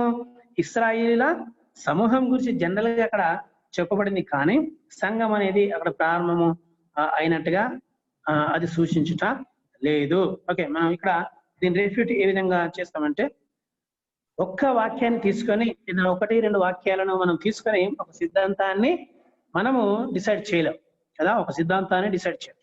ఒక సిద్ధాంతం అనగా ఎలా ఉంటుంది? ఒక ప్లాన్, ఒక పర్పస్, ఒక స్టార్టింగ్, ఎండింగ్ అనేది ఉంటుంది. అప్పుడు అది సిద్ధాంతం. దేవుని యొక్క ప్లాన్ అనేది ఉంటుంది. ఒక సిద్ధాంతం మన ఊరికే దాన్ని డిసైడ్ చేయలేం. 1-2 వచనాలు తీసాం. కాంగ్రిగేషన్ అనే మాట అక్కడ ఉంది, సమాజం మాట ఉంది కాబట్టి ఉన్నత మాత్రాన సంఘం అని మనము చెప్పకూడదు అన్నట్టుగా. కానీ అక్కడ చెప్పిన వర్డ్ చాలా సందర్భాల్లో కూడా కాంగ్రిగేషన్, సమూహము లేదా సమాజం అనేటువంటి మాట వాడబడింది. కానీ అది సంఘానికి సూచించట్లేదు. సంఘం యొక్క ప్రత్యేకమని చూసాం కదా. చాలా నెక్స్ట్ పేజీ తెరవండి. 11th పేజీలో మనం చూస్తాం. అసెంబ్లీ లేదా కాంగ్రిగేషన్, ఎవరి కాంగ్రిగేషన్? ఇశ్రాయేలుల కాంగ్రిగేషన్, అంతే. ఇశ్రాయేలుల సమూహము, సమాజము అనే మాట వాడబడింది తప్ప కొత్త నిబంధనలో ఉన్న సంఘానికి కాదు. కొత్త నిబంధనలో సంఘాన్ని సూచించేటప్పుడు చాలా స్పెసిఫిక్ గా, ప్రత్యేకంగా ఆ వర్డ్ని కేవలం విశ్వాసులకు సూచించేటట్టుగా మాత్రమే అది సూచించబడింది. రోమాలో పౌలు చెప్తూ 9 to 11 9వ అధ్యాయం నుండి 11వ అధ్యాయం వరకు రోమన్స్ లో పౌలు ఇశ్రాయేలుకు సంఘానికి డిఫరెన్స్ ఏంటో చాలా చక్కగా అక్కడ వర్ణించాడు. ఇశ్రాయేలు ఎవరు, వారి యొక్క ఉద్దేశం ఏంటి, దేవుని యొక్క ప్రణాళిక ఏంటి, దేవుని యొక్క ప్రణాళిక ఇంకా తర్వాత కూడా ఉండబోతుంది వారి పట్ల. కానీ సంఘం ఏంటి, సంఘము ఏ విధంగా ప్రారంభమైంది, వారు దేవుని రిజెక్ట్ చేశారు కాబట్టి అన్యులు దేవుని యొక్క ప్రణాళికలో భాగమయ్యారు అంటే ఇదంతా దేవుని ప్లాన్, దేవుని యొక్క సావరిన్ ప్లాన్. ఈ సావరిన్ ప్లాన్ లో ఇశ్రాయేలులు ఉన్నారు, వాళ్ళు ఎందుకు కఠినపరచబడ్డారు, తర్వాత అన్య జనులలోనికి సువార్త ఎందుకు వెళ్ళింది, దేవుని యొక్క కృప ఏ విధంగా పనిచేసింది అనేది రోమా 9 to 11 పౌలు చాలా చక్కగా చెప్తాడు. ఆ తర్వాత 1 కొరింథీ 10:32 దేవుని సంఘం అని అక్కడ మాట్లాడు. అంటే స్పెసిఫిక్ గా సంఘం గురించి చెప్పేటప్పుడు ఒక ప్రత్యేకంగా చెప్పడం జరుగుతుంది. కానీ ఊరికి కాంగ్రిగేషన్ అని చెప్పబడలేదు. కొత్త నిబంధనలో విశ్వాసుల్ని, యేసు ప్రభువుని, యేసు ప్రభు చేసిన కార్యాన్ని సూచిస్తూ కృత నిబంధనలో సంఘము అనే మాట ఉపయోగించబడింది. కాబట్టి సంఘం అనేది పాత నిబంధనలో లేదు. అంటే ఇక్కడ కొత్త నిబంధనలో సూచించిన ప్రతిసారి పర్స్పెక్టివ్ ఆఫ్ జీసస్, యేసు ప్రభువుని దృష్టిలో ఉంచుకొని యేసు ప్రభు యొక్క దృష్టికోణంలో సంఘము సూచించబడ. సంఘము చూసిన ఎక్లీషియా అనేటువంటి వర్డ్ కదా, ఆ దృష్టికోణంలో సూచించబడింది. కానీ జస్ట్ కాంగ్రిగేషన్, జనరల్ గా కాంగ్రిగేషన్ సూచించడానికి సంఘము సూచించబడలేదు. కాబట్టి పాత నిబంధనలో సంఘము లేదు. రైట్, ఇది ఒక వ్యూ కదా, పాత నిబంధన సంఘము ఉంది అనేటువంటి వారు చెప్పే వ్యూ. ఇది రాంగ్ కదా. ఆ తర్వాత నెక్స్ట్ కొందరు ఏమంటారంటే సంఘము బాప్టిజం యోహాన్ ద్వారా ప్రారంభం, church has begun with John the Baptist అంటారు. బాప్టిజం యోహాన్ ద్వారా సంఘం ప్రారంభం. ఇది కూడా రాంగ్ వ్యూ. దీన్ని ఎవరు ప్రపోజ్ చేస్తారంటే ల్యాండ్ మార్క్ బ్యాప్టిస్ట్ అని అంటారు, లేదా బ్యాప్టిస్ట్ బ్రైడర్స్ అని మనం చూసాం ముందు. అదొక జస్ట్ డినామినేషన్ లాగా. వీరు ఏమంటారు, బాప్తిస్మ ఇచ్చి యోహాను ద్వారా, యోహాను నుండి సంఘం ప్రారంభమైంది అని చెప్తారు.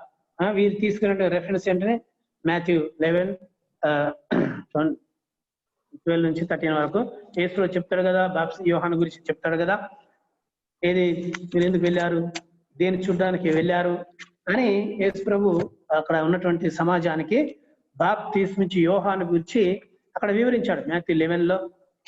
ఆ తర్వాత లూక్ 16 మనం చూస్తాం వచ్చిన. వీళ్ళు దీన్ని తీసుకొని ఏమంటారు, సంఘము బాప్తిస్మ ఇచ్చి యోహాను ద్వారా, ఎందుకంటే ఆయన బాప్తిస్మ ఇచ్చాడు కదా, ఆయన బాప్తిస్మ ఇచ్చాడు కాబట్టి అక్కడ స్టార్ట్ అయిపోయింది. ఒకసారి తెరండి మాథ్యూ 11:12-13 చదవండి. బాప్తిస్మ ఇచ్చి యోహాను దినములు మొదలుకొని ఇప్పటి వరకు పరలోక రాజ్యం బలాత్కారముగా పట్టబడుచున్నది, బలాత్కారులు దాన్ని ఆక్రమించుకొనుచున్నారు. యోహాను కాలము వరకు ప్రవక్తలందరూ ప్రవచించు వచ్చిది, ధర్మశాస్త్రము సహా ప్రవచించుచుండెను. ఈ సంగతి చాలు. యోహాను కాలం వరకు ప్రవక్తలందరూ ప్రవచించు, అంటే యోహాను కాలం వరకు చూడండి. అంటే యోహాను కూడా ఎందులోకి వెళ్ళిపోతాడు, పాత నిబంధన ప్రవక్తలోనికి వెళ్ళిపోతాడు. యోహాను కాలం వరకు ప్రవక్తలందరూ ప్రవచించుచు వచ్చాడు, ధర్మశాస్త్రం సహా ప్రవచించుచుండెను. చూడండి, అంటే ధర్మశాస్త్రం కాలము, ఈ పాత నిబంధన కాలం ఎప్పటి వరకు, బాప్తిస్మ యోహాను వరకు. అంటే బాప్తిస్మ ఇచ్చి యోహాను కూడా is a part of old testament only. ఆయన కూడా పాత నిబంధన ప్రవక్తల కిందికే వస్తారు. కాకపోతే ఇది ఒక ట్రాన్సిషన్ అన్నట్టుగా, ఏది పాత నిబంధన నుండి క్రొత్త నిబంధనలోనికి మార్పు జరిగేటువంటి టైం, ట్రాన్సిషన్ పీరియడ్ అన్నట్టుగా. ఏది ఎవరి పీరియడ్, ఈ బాప్తిస్మ ఇచ్చు యోహాను యొక్క పీరియడ్. ఇది మార్పు కాలం అన్నట్టుగా, అర్థమైందా? కాబట్టి మార్పులకు ఈ మార్పు రెండింటికి మధ్యలో ఉన్నది ఎవరు, బాప్తిస్మ ఇచ్చు యోహాను, అర్థమైందా? ఇది మధ్యవర్తిగా యేసు ప్రభు కొరకు మార్గాన్ని సిద్ధము చేశాడు అంతే తప్ప ఆయన సంఘాన్ని ప్రారంభించాడు. ఆయన బాప్తిసం ద్వారా సంఘం అనేది ప్రారంభము అవలేదు. సరే, మనం తర్వాత చూస్తాం ప్రూఫ్స్, మనం తర్వాత చూస్తాం. ఈ prepare the way for Christ, అంతే. అది ఆయన చెప్తాడు కదా. అరణ్యంలో ఎవరి స్వరం వినబడుతుంది? మార్గం సరళం చేయడానికి, అంతే కదా. ఆ మార్గం సరళం చేసే యేసుప్రభు యొక్క మార్గం సరళం చేసేది తప్ప ఆయన సంఘాన్ని ప్రారంభించలేదు. ఆ తర్వాత యోహాను యొక్క శిష్యులు కూడా మరలా యేసుప్రభు చేత బాప్తిసం తీసుకుంటారు. చూడండి, యాక్ట్స్ 19:1-7 ఇక్కడ శిష్యులు వెళ్ళి అడిగినప్పుడు మీరు పరిశుద్ధాత్మను పొందుకున్నారా అని అడిగినప్పుడు, యాక్ట్స్ లో 19 వారు అడిగిన మాకు పరిశుద్ధాత్మ ఎవడున్నాడు సంగతి మాకు తెలియదంటే, మీరు ఎందుకు బాప్తిసం తీసుకున్నారంటే, ఎలా బాప్తిసం తీసుకున్నారంటే మాకు యోహాను బాప్తిసం మాత్రమే తెలుసు అన్న కదా. యోహాను బాప్తిసం మాత్రం తెలుసు అంటే అప్పుడు మరలా వారికి స్వార్థ చెప్పి కొత్త నిబంధన అనగా యేసుక్రీస్తు యొక్క స్వార్థ చెప్పి వారికి బాప్తిసం ఇవ్వడం జరిగింది. చూడండి, యాక్ట్స్ 19:5 చదవండి. యాక్ట్స్ 19:5. కొరింథీలో ఉన్నప్పుడు జరిగినదేమనగా, పౌలు పై ప్రదేశములలో సంచరించి ఎఫెసునకు వచ్చి కొందరు శిష్యులను చూచి, మీరు విశ్వసించినప్పుడు పరిశుద్ధాత్మను పొందితీరా అని వారిని అడుగగా, వారు పరిశుద్ధాత్ముడు ఉన్నాడన్న సంగతియే మేము వినలేదని చెప్పిరి. ఓకే, 5వ వచనం. వారు ఆ మాటలు విని ప్రభువైన యేసు నామమున బాప్తిస్మ పొందిరి. చాలు. వారు యేసు నామమున బాప్తిస్మము పొందిరి అంటే మరలా బాప్తిసం తీసుకున్నారు కదా. వాళ్ళు ఆల్రెడీ బాప్తిసం తీసుకున్నారు. ఏ బాప్తిస్ము? బాప్తిస్మ ఇచ్చి యోహాను ఇచ్చినటువంటి బాప్తిసం తీసుకున్నారు. అయితే మరి పౌలు వీళ్ళంతా వచ్చి వారిని శిష్యుని అడిగినప్పుడు మీరు ఏ బాప్తిసం తీసుకున్నారంటే పరిశుద్ధాత్మ పొందుకున్నారా? మాకు అదంతా తెలియదు, మాకు యోహాను భాష మాత్రమే తెలుసు అని చెప్పినప్పుడు, అయితే వారికి సువార్త చెప్పి వారికి మరలా బాప్తిసం ఇవ్వడము జరుగుతుంది. అంటే అర్థం ఏంటి? మరలా బాప్తిసం ఎందుకు? ఇప్పుడు బాప్తిసం ఇచ్చి యోహాను ద్వారానే సంఘం ప్రారంభం అయితే ఈ పౌలు వీళ్ళకు మరలా బాప్తిసం ఇవ్వాల్సిన అవసరము లేదు. అంటే దాని అర్థం ఏంటి? బాప్తిసం ఇచ్చి యోహాను యొక్క బాప్తిసం కేవలం యేసు ప్రభు కొరకు మార్గము సిద్ధము చేసేదే తప్ప అది సంఘం కాదు. ఆయన ద్వారా సంఘం ప్రారంభము అవ్వలేదు. అందుకనే పౌలు మరలా వీళ్ళకు బాప్తిసం ఇవ్వడము జరిగింది. అది తన అర్థం. కాబట్టి యేసు ప్రభు ద్వారా మాత్రమే సంఘం ప్రారంభమైంది తప్ప బాప్తిసం ఇచ్చి యోహాను ద్వారా కాదు. అందుకనే యేసు యొక్క మాటలు మనం గుర్తు చేసుకునేది, I will build my church కదా, నేను నా సంఘమును కట్టుదును అని చెప్పారు. అది ఫ్యూచరే తప్ప మరి బాప్తిసం యోహాను ద్వారా సంఘం ప్రారంభము అవ్వలేదు. అర్థమైందా? అది. ఆ తర్వాత మరి పెంతెకోస్తు దినాన పరిశుద్ధాత్మ దేవుడు వారి మీదకి వచ్చిన ఇంకా వాళ్ళు ఏం చెప్తారంటే, ఏది 3000 మంది చేర్చబడ్డారని ఉంటుంది కదా. అపోస్తలుడు పేతురు ప్రసంగం చేసినప్పుడు ఎంతమంది రక్షణ పడతారు? పెంతెకోస్తు దినాన 3000 మంది రక్షణ పడతారు. అప్పుడు అక్కడ మాట ఉంటుంది, వారి సంఘాన్ని చేర్చబడింది, దేవర్ యాడెడ్ అని ఉంటుంది. చేర్చబడింది అనే మాట ఉంటుంది. చూడండి 41 ఉంటుంది. చేర్చబడ్డారంటే దాని అర్థం ఏంటో వాళ్ళు ఏం తీసుకుంటారంటే, ఆల్రెడీ అక్కడ ఉన్న వాళ్ళకు వీళ్ళు యాడ్ అయ్యారని చెప్తారు. ఆల్రెడీ సంఘం ఉంది కాబట్టి ఉన్న సంఘానికే వీళ్ళు యాడ్ అయ్యారు అని అంటారు అన్నట్టుగా. తెలుగులో కూడా ఏముంటుంది చూడండి అక్కడ. కాబట్టి అతని వాక్యము అంగీకరించిన వారు బాప్తిసం పొందిరి. ఆ దినము ఇంచుమించు 3000 మంది చేర్చబడిరి అని యాడెడ్. ఇంగ్లీష్ లో ఏముంటుంది? యాడెడ్ అని ఉంటుంది కదా. అంటే చేర్చబడారంటే దాని అర్థం ఏంటి? దేనికి వీళ్ళ యొక్క లాజిక్ ఏంటంటే, దేనికి చేర్చబడతారు? ఆల్రెడీ ఉన్నదానికే చేర్చబడతారు. అంటే దేనికి చేర్చబడింది? వాళ్ళ సంఘం ఉంది. ఏ సంఘము? బాప్తిసం ఇచ్చి యోహాను ద్వారా ప్రారంభమైన సంఘము. ఆ సంఘానికి వీళ్ళు చేర్చబడ్డారు అని వీళ్ళు అంటారు. అర్థమైంది? ఎవరు? ఏ బ్యాప్టిస్ట్ బ్రైడర్స్ ల్యాండ్ మార్క్ బ్యాప్టిస్ట్ అని ఈ డినామినేషన్ వాళ్ళు అంటారు. అంటే అది సరైనటువంటి ఉద్దేశము కాదు, వ్యూ కాదు. ఎందుకు అంటే దేనికి చేర్చబడ్డారు వీళ్ళు? ఆల్రెడీ అక్కడ 120 మంది శిష్యులు ఉంటారు కదా, ఈ మెయిన్ అపోస్తలులతో పాటు కదా, మిగతా శిష్యులంతా ఉంటారు కదా. మేడగది పైన ఎంతమంది ప్రార్థన చేస్తుంటారు? 120 మంది శిష్యులు ప్రార్థన చేస్తుంటారు కదా. అయితే వాళ్ళ గుంపులోనికి వీళ్ళు యాడ్ అయ్యారు. అంటే ఆల్రెడీ పరిశుద్ధాత్ముడు భూమికి పెంతెకోస్తు దినం రావడంతో సంఘం ప్రారంభమైంది. ఒక రకంగా స్పిరిచువల్ గా సంఘం ప్రారంభమైంది. ఎప్పుడు? వీళ్ళు బాప్తిసం తీసుకున్న కంటే కొన్ని గంటల ముందే. అర్థమైందా? బాప్టిజం వీళ్ళు లిటరల్ గా ఎవరు? ఈ 3,000 మంది, ఈ 3,000, ఈ 3,000 మంది నీళ్ళలో మునిగి లిటరల్ గా బాప్టిజం తీసుకోక ముందే స్పిరిచువల్ గా, ఇన్విజిబుల్ గా ఒక రకంగా సంఘం ప్రారంభమైనట్టే. ఏ విధంగా? పరిశుద్ధాత్మ దేవుడు వాళ్ళ మీదికి వచ్చినప్పుడు వాళ్ళ భాషలతో మాట్లాడడం, స్వార్థ చెప్పడం, బలం పొందడం కదా. అంటే వాళ్ళు ఇన్విజిబుల్ గా వాళ్ళు బాప్టిజం తీసుకున్నట్టే. ఏది? Holy Spirit baptism. Holy Spirit baptism, పరిశుద్ధాత్మ బాప్టిజం వాళ్ళు పొందినట్లే. మన 1 Corinthians 12:13 లాగా వాళ్ళు పరిశుద్ధాత్మ దేవుని యొక్క బాప్టిజం పొందినట్లే. అంటే కనబడకుండా సంఘం అలాంటి ప్రారంభమైంది, కనబడకుండా. కానీ ఫిజికల్ గా, విజిబుల్ గా సంఘం ఎప్పుడు ప్రారంభమైంది?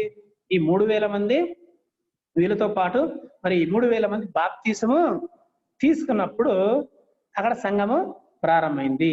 అంటే ఈ ఆల్రెడీ ఉన్నటువంటి ఈ 120 డిసైపుల్స్ ఉన్నారు కదా, శిష్యులు అంటారు, వీళ్ళకు చేర్చబడారు అని దాని అర్థం. ఇక్కడ చేర్చబడారంటే ఎవరితో చేర్చబడారు? బాప్తిస్మిచ్చి యోహాను యొక్క సంఘముతో చేర్చబడారు అని అర్థం కాదు. ఎవరితో చేర్చబడ్డారు? ఆల్రెడీ 120 శిష్యులు ఉన్నారు కదా, పేతురు, యోహాను, వీళ్ళంతా ఉన్నారు కదా. వీళ్ళతో పాటు ఇంకా 120 మంది ఉన్నారు కదా. అంటే వాళ్ళు అంత ఏకమయ్యారు దాని అర్థం. ఎవరు యునైటెడ్ అన్నట్టుగా వారంతా ఏకమైపోయారు, అది దాని అర్థం తప్ప బాప్తిస్మ యోహాను ప్రారంభించిన సంఘముతో వాళ్ళు చేర్చబడారని దానికి అర్థము కాదు. అంటే దీని ప్రకారం మనమే గమనించాలి. సంఘము బాప్తిస్మిచ్చి యోహాను ద్వారా ప్రారంభము అవ్వలేదు. కేవలం బాప్తిస్మిచ్చి Yohanu, the baptizer, he prepare the way for Jesus Christ. Yesukristu కొరకు ఆయన మార్గాన్ని సిద్ధం చేశాడు తప్ప, అర్థమైందా, ఆయన సంఘాన్ని ప్రారంభించలేదు కదా. ఇదిగో లోక పాపను మోసిన దేవుని గొర్రెపిల్ల అని అన్నాడు, అంతే. ఆయన క్లియర్ గా చెప్పాడు, అంతే తప్ప ఆయనతో సంఘం ప్రారంభం కాదు. ఒక విషయం. రైట్. నెక్స్ట్ అన్బిబ్లికల్ వ్యూ ఇంకొకటి ఏంటంటే, ఒకసారి రిపీట్ చేయండి సార్, స్ట్రక్ అయింది మధ్యలో. ఏది రిపీట్ చేయాలి? చెప్పిన పాయింట్స్ ఒక 1 minute స్ట్రక్ అయింది సార్. రిపీట్ చేయాలా? సరే, ఓకే. ఇప్పుడు కొంతమంది నమ్మే విషయం ఏంటంటే, సంఘము బాప్తిస్మిచ్చి యోహాను ద్వారా ప్రారంభమైంది. ఆయన కొందరికి బాప్తిసం ఇచ్చాడు కదా, అదే సంఘం అని చెప్తారు. ఆయన ద్వారా సంఘము ప్రారంభం అయింది అని కొంతమంది అంటారు. అయితే మనం చెప్పే విషయం ఏంటంటే, ఆయన ద్వారా సంఘము ప్రారంభము అవ్వలేదు. బాప్తిస్మిచ్చి యోహాను కేవలము యేసుక్రీస్తు కొరకు మార్గాన్ని సరళం చేశాడు, యేసుక్రీస్తు కొరకు ప్రజల్ని సిద్ధపరిచాడు. ఈ సిద్ధపాటు బాప్తిస్మే తప్ప ఆయన సంఘాన్ని ప్రారంభము చేయలేదు. ఆయన ద్వారా సంఘం ప్రారంభము అవ్వలేదు. ఎందుకంటే ఉదాహరణ, ప్రూఫ్స్ మనం చూసాం. ఆయన చెప్తాడు కదా, ఇది నేను మార్గాన్ని సిద్ధం చేయడానికి మాత్రమే వచ్చాను అని ఆయన చెప్తాడు. ఆ తర్వాత మన ఎఫ్ఎస్సిలో చూస్తాం, అంటే ఎఫ్ఎస్సి పట్టణంలో ఎఫ్ఎస్సి శిష్యులు, ఏది అపొస్తలుల కార్యములు 19వ అధ్యాయంలో మనం చూస్తాం. అక్కడ ఉన్న కొందరు వాళ్ళు బాప్తిస్మిచ్చి యోహాను చేత బాప్తిసం పొంది ఉన్నారు. అయితే ఎప్పుడైతే పౌలు వాళ్ళు వెళ్ళి అక్కడ సువార్త చెప్పడానికి వెళ్ళినప్పుడు అక్కడ ఉన్నటువంటి వాళ్ళని కొంతమందిని అడుగుతారు, అంటే మేము బాప్తిసం పొందాము అలాంటి చెప్తారు. అంటే ఏ బాప్తిసం పొందారంటే, బాప్తిసం యోహాను బాప్తిసం పొందాం. ఇంకా ఏంటంటే, మీరు పరిశుద్ధాత్మ పొందారా అని అంటే, పరిశుద్ధాత్మ ఉన్న సంగతి మాకు తెలియదు. మీరు ఏ బాప్తిసం తీసుకున్నారు మరి అని అంటే, యోహాను బాప్తిసం తీసుకున్నమాట. అప్పుడు కాదు, అది సరైనది కాదు అని చెప్పి సువార్త చెప్పిన తర్వాత మరలా వారు యేసుక్రీస్తు నామములో బాప్తిసం తీసుకుంటారు. అంటే దాని అర్థం ఏంటి? సంఘము యేసుక్రీస్తు తర్వాత పెంతెకొస్తు దినాన ప్రారంభమైంది సంఘము, కానీ అంతకంటే ముందు అంటే బాప్తిస్మిచ్చి యోహాను సమయంలో సంఘము ప్రారంభం కాలేదు. బాప్తిస్మిచ్చి యోహాను సంఘాన్ని ప్రారంభించలేదు. ఎందుకు? యేసుక్రీస్తు చెప్పిన మాట ప్రకారం, I will build my church, నేను సంఘమును ప్రారంభిస్తాను, అంటే కట్టుదును, ఈ బండ మీద నా సంఘమును కట్టుతానని మత్తయి మాథ్యూ 16:18 చెప్తాడు కదా. దాన్ని బట్టి బాప్తిస్మిచ్చి యోహాను ద్వారా సంఘం ప్రారంభం కాలేదు, కానీ బాప్తిస్మిచ్చి యోహాను కేవలము యేసుక్రీస్తు కొరకు ప్రజల్ని సిద్ధం చేశాడు. సిద్ధపాటు బాప్తిసం అంతే. అది కేవలము వారు మారు మనస్సు బాప్తిసం, రక్షణ కోసం కాదు, యేసుక్రీస్తు రాబోతున్న యేసుక్రీస్తు అంగీకరించిన కొరకు కేవలం సిద్ధము చేయడం మాత్రమే. అర్థమైంది. ఆ తర్వాత మరి వీళ్ళు ఏమంటారు, ఎవరు సంఘం బాప్తిస్మం ఇచ్చే యోహాను ద్వారా ప్రారంభం అయింది అనేటువంటి కొందరు ఉన్నారు కదా, ల్యాండ్ మార్క్ బాప్టిస్ట్ అని ఒక డినామినేషన్ అనుకోండి, అది ఉన్నారు కదా. సంఘము పేతురు ప్రసంగం చేసిన 3000 మంది రక్షణ పడతారు కదా, వాళ్ళు బాప్తిస్మం తీసుకున్న తర్వాత అక్కడ ఉన్న వారికి చేర్చబడి సంఘానికి చేర్చబడిన అని అన్నారు. చేర్చబడి దేనికి చేర్చబడ్డారు? ఆల్రెడీ 120 మంది డిసైపుల్స్ ఉంటారు. పేతురు, తర్వాత యోహాను, యాకోబు, వీళ్ళంతా ఉంటారు కదా శిష్యులు. వీళ్ళతో పాటు 120 మంది శిష్యులు ఆల్రెడీ ఉంటారు. మేరీ, తర్వాత మగ్దలినా మరియా, ఇలాంటి వారు ఉన్నారు కదా అందరూ. వీళ్ళంతా కూడా శిష్యులుగా జస్ట్ పిలువబడతారు. అయితే ఈ 3000 మంది పేతురు ప్రసంగం ద్వారా రక్షింపడిన 3000 మంది బాప్తిసం తీసుకొని దేనికి చేర్చబడ్డారంటే ఈ గుంపుకు చేర్చబడ్డారు. అంతే. ఎవరికి? ఈ ఆల్రెడీ శిష్యులతో పాటు అంటే అపోస్తులతో పాటు ఉన్నటువంటి విశ్వాసాల సమూహానికి వీళ్ళు యాడ్ అయ్యారు అని దాని అర్థం. అంతే తప్ప బాప్తిసం ఇచ్చేటువంటి యోహాను ప్రారంభించిన సంఘానికి వీళ్ళు చేర్చబడలేదు. అర్థమైంది? అది గ్రహించాలి. కాబట్టి ఇక్కడ ఆత్మీయంగా ఒక రకంగా పెంతెకొస్తు దినాన పరిశుద్ధాత్మ దేవుడు సంఘం మీదకి అనగా విశ్వాసం మీదకి అపోస్తుల పైకి వచ్చినప్పుడు స్పిరిచువల్ గా అంటే ఇన్విజిబుల్ గా సంఘము ఒక రంగం ప్రారంభమైంది. అది విజిబుల్ గా ఎప్పుడు ఫిజికల్ గా ఎప్పుడు స్టార్ట్ అయింది? మీరు బాప్తిసము తీసుకున్నారు. బాప్తిసం తీసుకొని కదా ఆ తర్వాత సంస్కారం రొట్టె ద్రాక్షరసం తీసుకుంటారు కదా. రొట్టె ద్రాక్షరసం తీసుకోవడం ద్వారా ఆ విధంగా విజిబుల్ గా ఫిజికల్ గా లిటరల్ గా అక్షరార్థంగా సంఘం అప్పుడు ప్రారంభం అయింది. అంతే తప్ప బాప్తిస్మం ఇచ్చి యోహాను ద్వారా సంఘం ప్రారంభము అవ్వలేదు. Is it clear? కిరణ్ గారు అడిగింది. Okay sir. సరే, ఏమైనా డౌట్స్ ఉంటే తర్వాత అడగండి. Next right. తర్వాత నెక్స్ట్ చూసే విషయం ఏంటంటే, కొందరు ఏమంటారంటే అపోస్తలుల పౌలు ద్వారా సంఘం ప్రారంభమైంది. అపోస్తలుడు అనేటువంటి పౌలు వాళ్ళు అపోజిట్. వీళ్ళని ఏమంటారంటే ఇంకా అల్ట్రా డిస్పెన్సేషనిస్ట్ అని లేదా హైపర్ డిస్పెన్సేషనిస్ట్ అని అంటారు. సరే, అది లోతైనటువంటి విషయం, అది ఇప్పుడు మనం డీటెయిల్ గా చెప్పాల్సిన. సరే, వీళ్ళ యొక్క ఉద్దేశం ఏంటంటే అపోస్తలుల పౌలు ద్వారా సంఘం ప్రారంభమైంది. Church began with apostle Paul. ఇప్పుడు ఆయన మార్పు చెందిన తర్వాత నుండి కదా, ఎప్పుడు స్టార్ట్ అయింది సంఘము? అపోస్తలుల పౌలు మార్పు చెందారు కదా. యాక్ట్స్ 9 ఆయన దమస్కు మార్గానికి వెళుచున్న సమయంలో యేసు ప్రత్యక్షం అవుతాడు. అక్కడ ఆయన మాట్లాడడం జరుగుతుంది. ఆయన వెళ్ళి తర్వాత 3 రోజులు అలా ఉండి మరి బాప్తిసం తీసుకోవడం జరుగుతుంది కదా, ఎంత మనకు తెలుసు. అయితే ఈ అపోస్తలుల పౌలు ద్వారా సంఘం ప్రారంభమైంది. ఆయన మార్పు చెందిన సమయం నుండి ఆయన సువార్త ద్వారా సంఘం ప్రారంభమైంది అనేటువంటి ఒక ఉద్దేశము. ఆ తర్వాత మరి అపోస్తలుల పౌలు మనం యాక్ట్స్ 13 మనం చూస్తాం. యాక్ట్స్ 13 నేను సువార్త చెప్పడానికి అన్ని జనుల దగ్గరికి వెళ్తున్నా అంటారు. అక్కడ యూదులు చాలా ఆయన డిస్కరేజ్ చేస్తుంటారు. ఎక్కడికి వెళ్ళినా అపోస్తలుల పౌలు ఎక్కడికి వెళ్ళి సువార్త చెప్పినా ఆ సమయంలో ఎక్కువ ఆయన డిస్టర్బ్ చేసింది ఎవరు అంటే యూదులు, యూదులే ఆయన ఆటంకపరిచారు. కాబట్టి ఆయనకు కోపం వచ్చేసి ఏమంటాడు, ఇంకా నేను మీకు సువార్త చెప్పను, నేను అన్ని జనులకు సువార్త చెప్తాను, నేను వెళ్ళిపోతున్నాను అని చెప్పేసి అక్కడ ఒక మాట చెప్పడం జరిగింది. అయితే దీన్ని బట్టి వాళ్ళు ఏమంటారు, అన్ని జనులకు సువార్త చెప్పడం స్టార్ట్ అయింది కదా, అప్పటి నుంచి సంఘము పౌలు ద్వారా సంఘం ప్రారంభమైంది అంటారు. అదేనా? ఆ తర్వాత ఇంకేమంటారు, మరి ఈ సంఘం యొక్క మర్మం, మిస్టరీ ఆఫ్ ద చర్చ్, సంఘం యొక్క మర్మము అపోస్తలుల పౌలుకే బయలుపరచబడింది.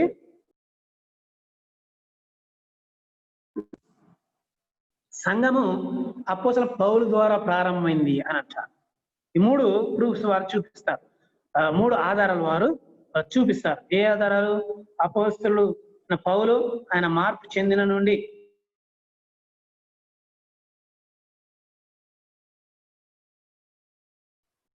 అర్థమైందా సంఘం.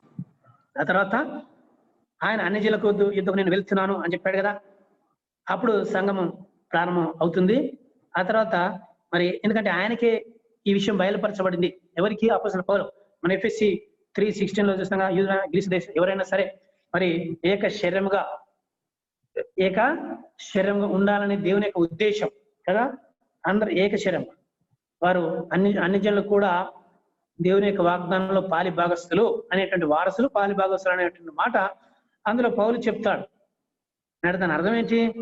అందులో ఉన్నటువంటి విషయాన్ని బట్టి పౌలుకే సంఘము ప్రారంభమైంది, పౌలు ద్వారా సంఘము ప్రారంభమైంది కాబట్టి, అంటే ఆయనకి ఆ మర్మం బయలుపరచబడింది కాబట్టి ఆయన ద్వారా సంఘం ప్రారంభమైంది అనేటువంటిది వీళ్ళ యొక్క ఉద్దేశం. కానీ ఇది సరైన బైబిలానుసారమైనటువంటి ఉద్దేశము కాదు. అర్థమైందా? అన్ని జనులకు వెళ్ళి నేను ప్రకటిస్తాను అంటే ఇక్కడ వారేం చెప్తారంటే, అపోస్తలుడైన పౌలు మరి పేతురు కంటే వేరైన సందేశాన్ని, ఆయన సువార్త సందేశాన్ని, ఒక డిఫరెంట్ సువార్త సందేశాన్ని ప్రకటించాడు.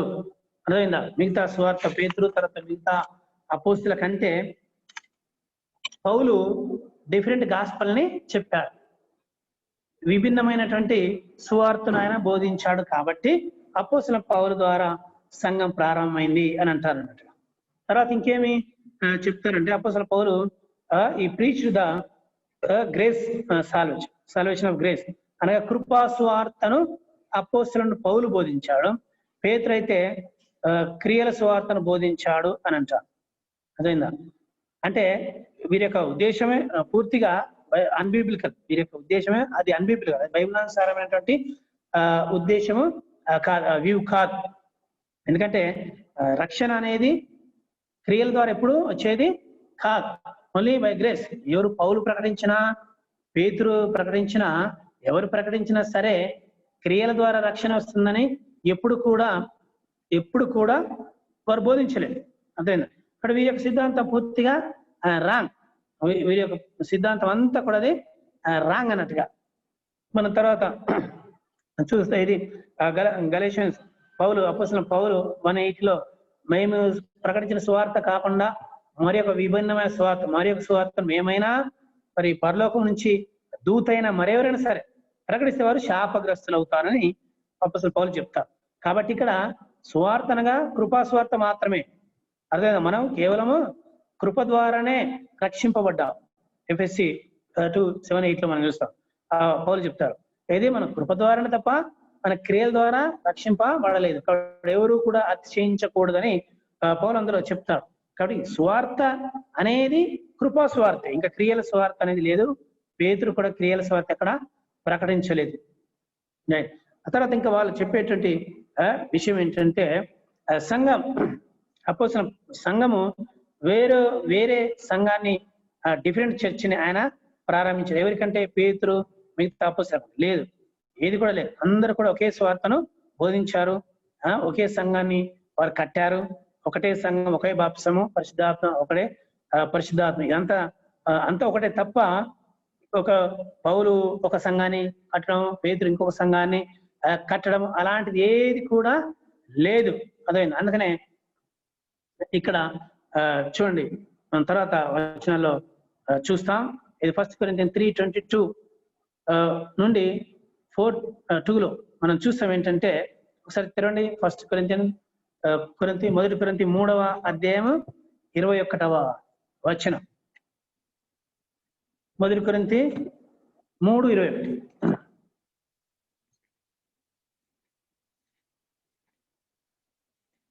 చదవండి.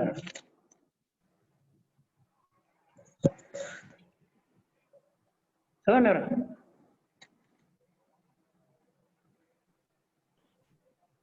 ఉన్నారా? Therefore, let no one glory in man, for all things are yours. 22 గారు. Paul or Apollos or Cephas or the world or life or death or things present or things to come, all are yours, and your Christ, and Christ is God. Okay right.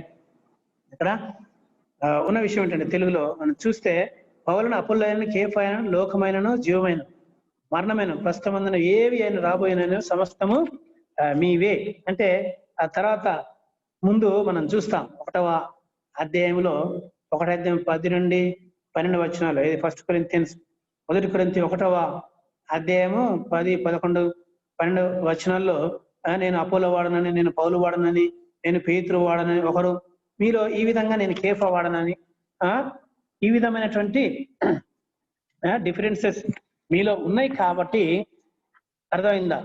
మరి అలాంటి విభేదాలు సంఘములో లేవు. సంఘాన్ని పేతురు కానీ, పౌలు కానీ, లేదా అపోలో కానీ ప్రారంభించలేదు. అదేందా? యేసుక్రీస్తు మాత్రం సంఘాన్ని ప్రారంభించాడు అనేటువంటి విషయాన్ని అక్కడ పౌలే తెలియజేస్తున్నాడు. అంటే దాన్ని బట్టి అర్థం ఏంటి?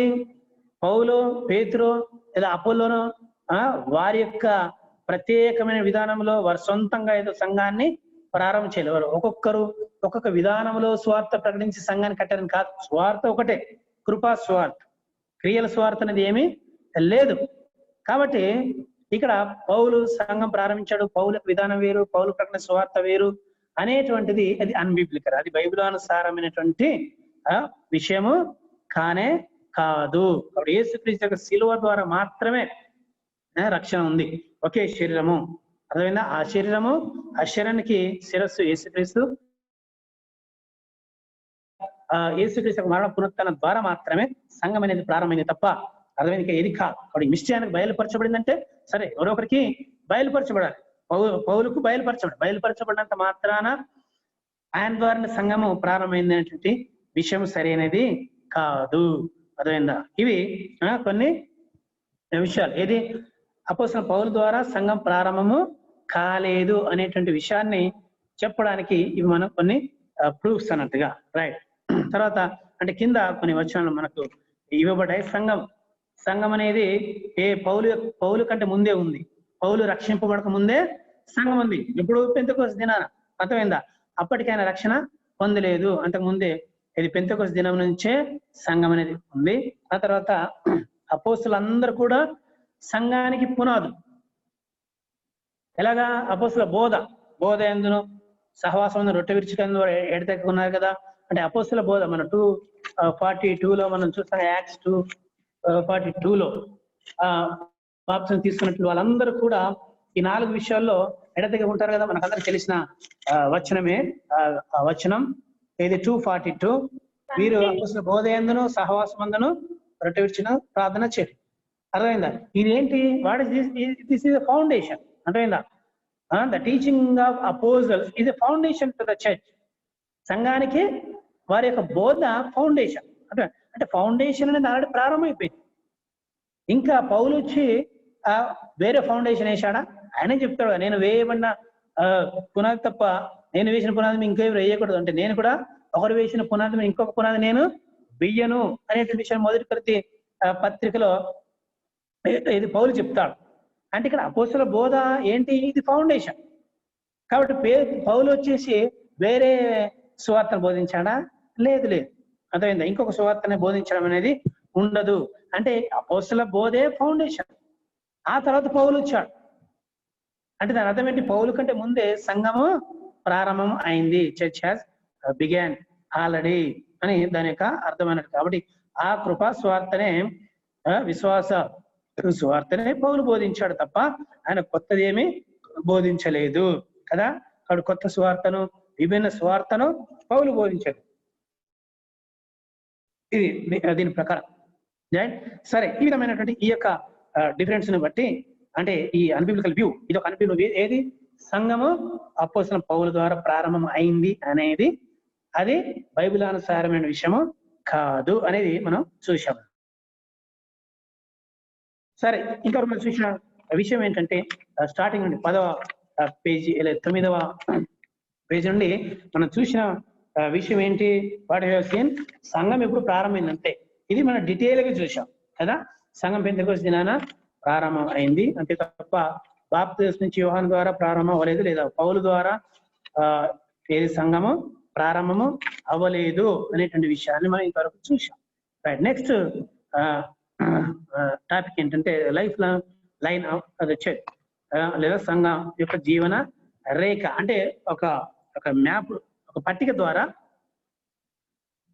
మనం ఏం చూస్తామంటే సంఘము ప్రారంభము ఎప్పుడు ప్రారంభమైంది, ఎండింగ్ ఎంత వరకు, అది ఏ విధంగా డెవలప్. చూడండి, అక్కడ మీకు ఇవ్వమన్నటువంటి నోట్స్ లో page number 12 life line of the church ఉంది కదా. ఇక్కడ యాక్చువల్గా నెక్స్ట్ పేజ్ లో ఉన్న విషయం కూడా దాని కింద రావాలి. సరే, ఈ విధంగా వచ్చింది. మనం చూద్దాం. ఇన్ ద ఓటీ, స్టార్టింగ్ లో లెఫ్ట్ సైడ్ ఓటీ ఉంది కదా, ది ఓటీ ఎండింగ్ ఎక్కడ వరకు ప్రిపరేషన్ ఫర్ ద చర్చ్. తర్వాత ద న్యూ టెస్టిమెంట్ గాస్పెల్స్ అనేది మనం ఇక్కడ చూస్తాం. ఓటీ క్రింద నెక్స్ట్ పేజ్ లో జాన్ ది బ్యాప్టిస్ట్ అని ఉంటుంది. అదే నెక్స్ట్ పేజ్ లో అంటే ఎండింగ్ ఆఫ్ ద ఓటీ లేదా పాత నిబంధన ఎక్కడి వరకు, ఎవరి వరకు అంటే జాన్ ద బ్యాప్టిస్ట్ వరకు, బాప్తిస్మ ఇచ్చి యోహాను వరకు పాత నిబంధన గుర్తుపెట్టుకోవాలి. అంటే ధర్మశాస్త్రము అక్కడ వరకు ప్రకటించబడుతుంది, ప్రవక్తలు ప్రవచించ మనం చూసాం కదా మాథ్యూ 11:12-13 లో. అంటే యేసుప్రభు చెప్పినట్టుగా అంటే ప్రవక్తలు పాత నిబంధన లేదా ధర్మశాస్త్రం ఎప్పటి వరకు, బాప్తిస్మ ఇచ్చు యోహాను వరకు, అది ఓటి పాత నిబంధన క్రమం, రైట్. ఆ తర్వాత కొత్త నిబంధన, దీనికి ద టైమ్ ఆఫ్ మార్పు సమయం, ఏది పాత నిబంధన నుంచి కొత్త నిబంధనకు మార్పు చెందేటువంటి కాలం. ఏ కాలం ఇది? సువార్తల కాలం. అంటే ఒక సీడ్ అనేది విత్తబడింది and the church in seed form. సంఘము ఎలాంటి రూపంలో ఉంది? విత్తనపు రూపంలో ఉంది. ఏ సమయంలో? ఈ సువార్తల కాలం. అనగా యేసు సువార్తలు ఎవరి మాటలన్నీ? యేసుప్రభు యొక్క మాటలు. యేసుప్రభు బోధించేటువంటి ఆ బోధలు, సువార్త 4 సువార్తలు ఉన్నటువంటి బోధలన్నీ కూడా ఒక రకంగా మనం ఏం ఎలా చూసుకోవాలి? దే ఆర్ వన్ సీడ్ అన్నట్టు, ఒక విత్తనం లాగా చూసుకోవాలి. అర్థమైందా? ఆ విత్తనము రూపం ఏది? సువార్తలలోని బోధలు, విత్తనం అని వాక్యం అని మనం చూసుకోవచ్చు. అందులోనే ఆ సమయంలోనే యేసు ప్రభు ప్రవచిస్తాడు, I will build my church, నా సంఘమును నేను ఈ బండ మీద నా సంఘమును కట్టుదును అనేటువంటి మాట మాథ్యూ 16:18 లో మనం చూస్తాం అక్కడ, రైట్.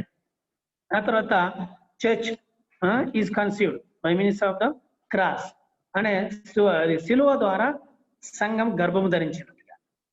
అర్థమైందా? సంఘము గర్భము ధరించినట్టుగా అనగా provision, the church is made possible by the death and resurrection of Christ. అనగా యేసు ప్రభు యొక్క మరణ పునరుత్థానం ద్వారానే సంఘం అనేది, సంఘానికి ఒక ప్రొవిజన్ ఇవ్వబడింది.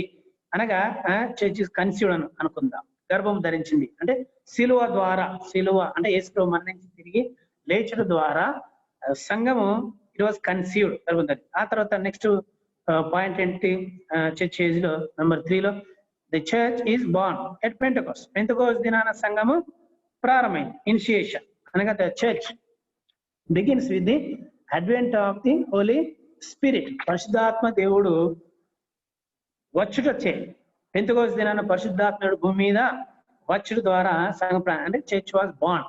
అది సంఘము పుట్టింది అని అంటారు, అర్థం సంఘం ప్రారంభం. ఆ తర్వాత the church matures throughout the book of Acts. అపోస్తలుల కార్యముల పుస్తకం అంతా ఏంటి? సంఘం ఏ విధంగా ప్రారంభమైంది, ఆ తర్వాత సంఘం ఏ విధంగా వ్యాపించింది, ఏ విధంగా పరిపక్వత చెందింది అంటే development of the church, how the church has grown. సంఘం ఏ విధంగా came to maturity through the word of God. ఏది? వాక్యము ద్వారా. వాక్యం ఎవరు బోధించుట? శిష్యులు లేదా అపోస్తలులు లేదా ఆది సంఘం బోధించడం ద్వారా మరి సంఘం విస్తరించింది, వ్యాపించింది లేదా మెచ్యూరిటీలోనికి వెళ్ళి. ఆ విధంగా ప్రారంభమైన సంఘం అపోస్తలుల కార్యంలో ఇంకా కొన్ని ప్రదేశాల్లో, కొన్ని దేశాల్లో వ్యాపించినటువంటి సంఘము ఎప్పటి వరకు? యేసు ప్రభు యొక్క 2వ రాకడ వరకు, until the second coming of Jesus Christ. మనం 5th point, the church is taken away at the rapture, the dead in Christ rise first. అనగా ఇదేంటి? Departure of the church. ఎప్పుడు యేసు ప్రభు 2వ రాకడలో సంఘం ఎత్తబడుతుంది. ఎప్పుడు ప్రారంభమైన సంఘము? On the day of Pentecost. Pentecost దినాన ప్రారంభమైన సంఘము ఎప్పటి వరకు అది అంటే డెవలప్ అవుతుంది, మెచ్యూరిటీలోనికి వెళ్తుంది, వ్యాపిస్తుంది. ఇంకా అదే దేవుని ప్లాన్ అంతా కంప్లీట్ అవుతుంది. కంప్లీట్ అయిన తర్వాత యేసు ప్రభు 2వ రాకడ వస్తాడు, ఇన్ సెకండ్ కమింగ్. అప్పుడు సంఘం ఎత్తబడుతుంది. Church will be taken away, rapture. Church will be taken away, caught away అనగా ఎత్తబడటం.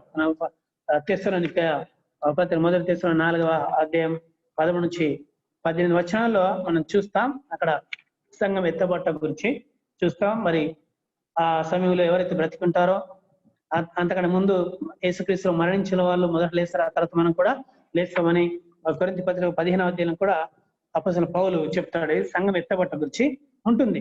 అంటే చూడండి, ఇక్కడ సంఘము ఒకటి ఎక్కడ వరకు, బాప్తిస్మం నుంచి యోహాను వరకు పాత నిబంధన ప్రిన్సిపల్స్ లేదా పద్ధతులు లేదా పాత నిబంధన అక్కడ వరకు ఉంటుంది, ఎండ్ అవుతుంది. తర్వాత ఎప్పుడు ప్రారంభమో అవుతుంది అంటే ఏ విధంగా ఫామ్ అవుతుంది, ఏ విధంగా మెల్లమెల్లగా సంఘం డెవలప్ అవుతుంది అంటే సీడ్ రూపంలో ఏ విధంగా డెవలప్ అయింది, విశ్వాస బోధన ద్వారా సీడ్ రూపంలో అది ప్రారంభమైంది. యేసుక్రీస్తు ప్రవచించాడు. ఆ తర్వాత అది ఎప్పుడు కన్సీవ్ యేసుక్రీస్తు మరణ పునరుత్థానం ద్వారా ఈ సంఘము కన్సీవ్ అయింది, గర్భం ధరించింది. ఆ తర్వాత ఎప్పుడు పుట్టింది, పెంతెకోస్తు దినానే సంఘము జన్మించింది. జన్మించిన సంఘము మరి అపోస్తల కార్యములు పుస్తకం అంతా ఆ తర్వాత ఇంకా యేసు ప్రభువు వచ్చేంత వరకు కూడా అది సంఘం మెచ్యూరిటీకి వెళ్తుంది, పరిపక్వత చెందుతుంది. పరిశుద్ధాత్మ దేవుడు సంఘాన్ని డెవలప్ చేసి ఆ క్షేమాభివృద్ధి కలగ చేసి ఒక రూపాన్ని ఇచ్చి, అర్థమైందా, ఒక రూపం. మనం చూసిన సంఘము టెంపుల్ తో పోల్చబడింది కదా, అంటే పునాది, ఆ తర్వాత కట్టడము, ఆ పునాది యేసు ప్రభువే. తర్వాత అపోస్తల బోధ ద్వారా మనమందరం ఒక living stone, where all each one is a living stone. ప్రతి ఒక్కరం కూడా ఎవరము సజీవమైన రాళ్ల వల్ల కట్టబడుచున్నాను పేతురు చెప్తారు కదా. అంటే ఈ కట్టడము పూర్తిగా రూఫ్ వేయాలి, కంప్లీట్ అవ్వాలి. కంప్లీట్ అయిన తర్వాత మళ్ళీ సెకండ్ కమింగ్ లో ఈ కట్టబడిన లేదా నిర్మించబడిన మెచ్యూరిటీలోనికి వెళ్ళినటువంటి సంఘము ఎత్తబడుతుంది. సంఘము ఎత్తబడుతుంది. ఇది సంఘం యొక్క లైఫ్ లైన్. లేదా అంటే లైఫ్ లైన్ అంటే ఏంటి, పుట్టడం నుండి చివరి వరకు అన్నట్టు దాని అర్థం.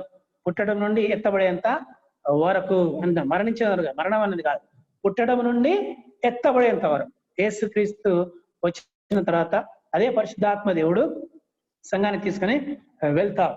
మనం ఏది మొదటి తెస్సలోనికీ పత్రికలో చాలా క్లియర్ గా చూస్తాం. ఏది మరి అడ్డగించేవాడు ఇదివరకు అడ్డగించున్నాడు కానీ పాప పురుషుడు బయలుపరచబడతాడు. ఎప్పుడైతే అడ్డగించేవాడు మధ్య నుంచి తొలగించబడతాడో ఈ పాప పురుషుడు బయలుపడతాడు. అంటే యాంటీ క్రైస్ట్, ఎవరు క్రీస్తు విరోధి వస్తాడని మొదటి తెస్సలోనికీ పత్రిక మొదటి అధ్యాయం అంతా పౌలు చక్కగా వివరిస్తాడు. సరే, అది వేరే విషయం. సరే, సంఘం ఎత్తబడేంత వరకు సంఘం పెంతెకోస్తు దినాన ప్రారంభమైంది. అంటే యేసుక్రీస్తు బోధతో అది సీడ్ ఫామ్ లో విత్తనం వేయబడింది. ఆ తర్వాత శిలువ ద్వారా గర్భం ధరించింది. ఆ తర్వాత పెంతెకోస్తు దినాన పుట్టింది. ఆ తర్వాత పుట్టినటువంటి సంఘము అది ఆ పెంతెకోస్తు దినం నుండే అది ఎదగడం ప్రారంభించి యేసుప్రభువు రెండవ రాకడ వచ్చేంత వరకు ఎదిగి ఆ తర్వాత రెండవ రాకడలో ఎత్తబడుతుంది. ఇది life line of the church, సంఘం యొక్క జీవన రేఖ అని కూడా మనం చెప్పుకోవచ్చు. ఆ తర్వాత చూడండి, అది 13th పేజీలో చూడండి, 13వ పేజీలో మనం చూస్తే చూడండి, అంటే దేవుని యొక్క నిత్య ప్రణాళికలో సంఘం అనేది ఉంది కదా. సంఘం లేకుండా లేదు, కానీ ఎప్పుడు బయలుపరచబడాలి, ఎప్పుడు స్టార్ట్ అవ్వాలి, ఎప్పుడు ఏం జరగాలి అనేది అంతా కూడా దేవుని యొక్క ప్లాన్ ప్రకారమే జరుగుతుంది. అదే ప్లాన్ ప్రకారం ఇక్కడ సంఘం ప్రారంభమైంది, విశ్వాసులు యాడ్ అయ్యారు, సంఘము ఎదుగుతుంది. రైట్. ఆ తర్వాత నెక్స్ట్ విషయం ఏం చూస్తామంటే కేవలం హెచ్ లో డిస్టింక్టివ్నెస్ ఆఫ్ ది చర్చ్, సంఘం యొక్క విశిష్టత ఏంటి చూద్దాం. సంఘం యొక్క ప్రత్యేకత లేదా సంఘం యొక్క విభిన్న లక్షణం ఏంటి, విలక్షణం ఏమిటి, what is the distinctiveness of the church, సంఘానికి ఉన్నటువంటి ప్రత్యేకత. సంఘానికి ఒక ప్రత్యేకత అనేది ఉంది కదా. పెంతెకోస్తు దినాన ప్రారంభమైనటువంటి సంఘానికి ఒక ప్రత్యేకత ఉంది. What is the speciality, what is the uniqueness లేదా వాట్ ఇస్ ద స్పెషల్ మనం చూద్దాం, మనం తర్వాత చూస్తాం. సరే, సంఘము ఒక ప్రణాళిక, దేవుని యొక్క దృష్టిలో ఒక ప్లాన్. ఆ ప్లాన్ ప్రకారం అంటే ఇశ్రాయేల్ పట్ల ఒక ప్రణాళిక కలిగి ఉన్నాడు. అందుకనే మనం ఇశ్రాయేలీలు సంఘం ఈ డిఫరెంట్ ప్లాన్ గా మనం చూస్తాం. దేవుని యొక్క ప్రత్యేకమైనటువంటి ప్లాన్ ఉంటుంది సంఘానికి, తర్వాత ఇశ్రాయేలుల పట్ల.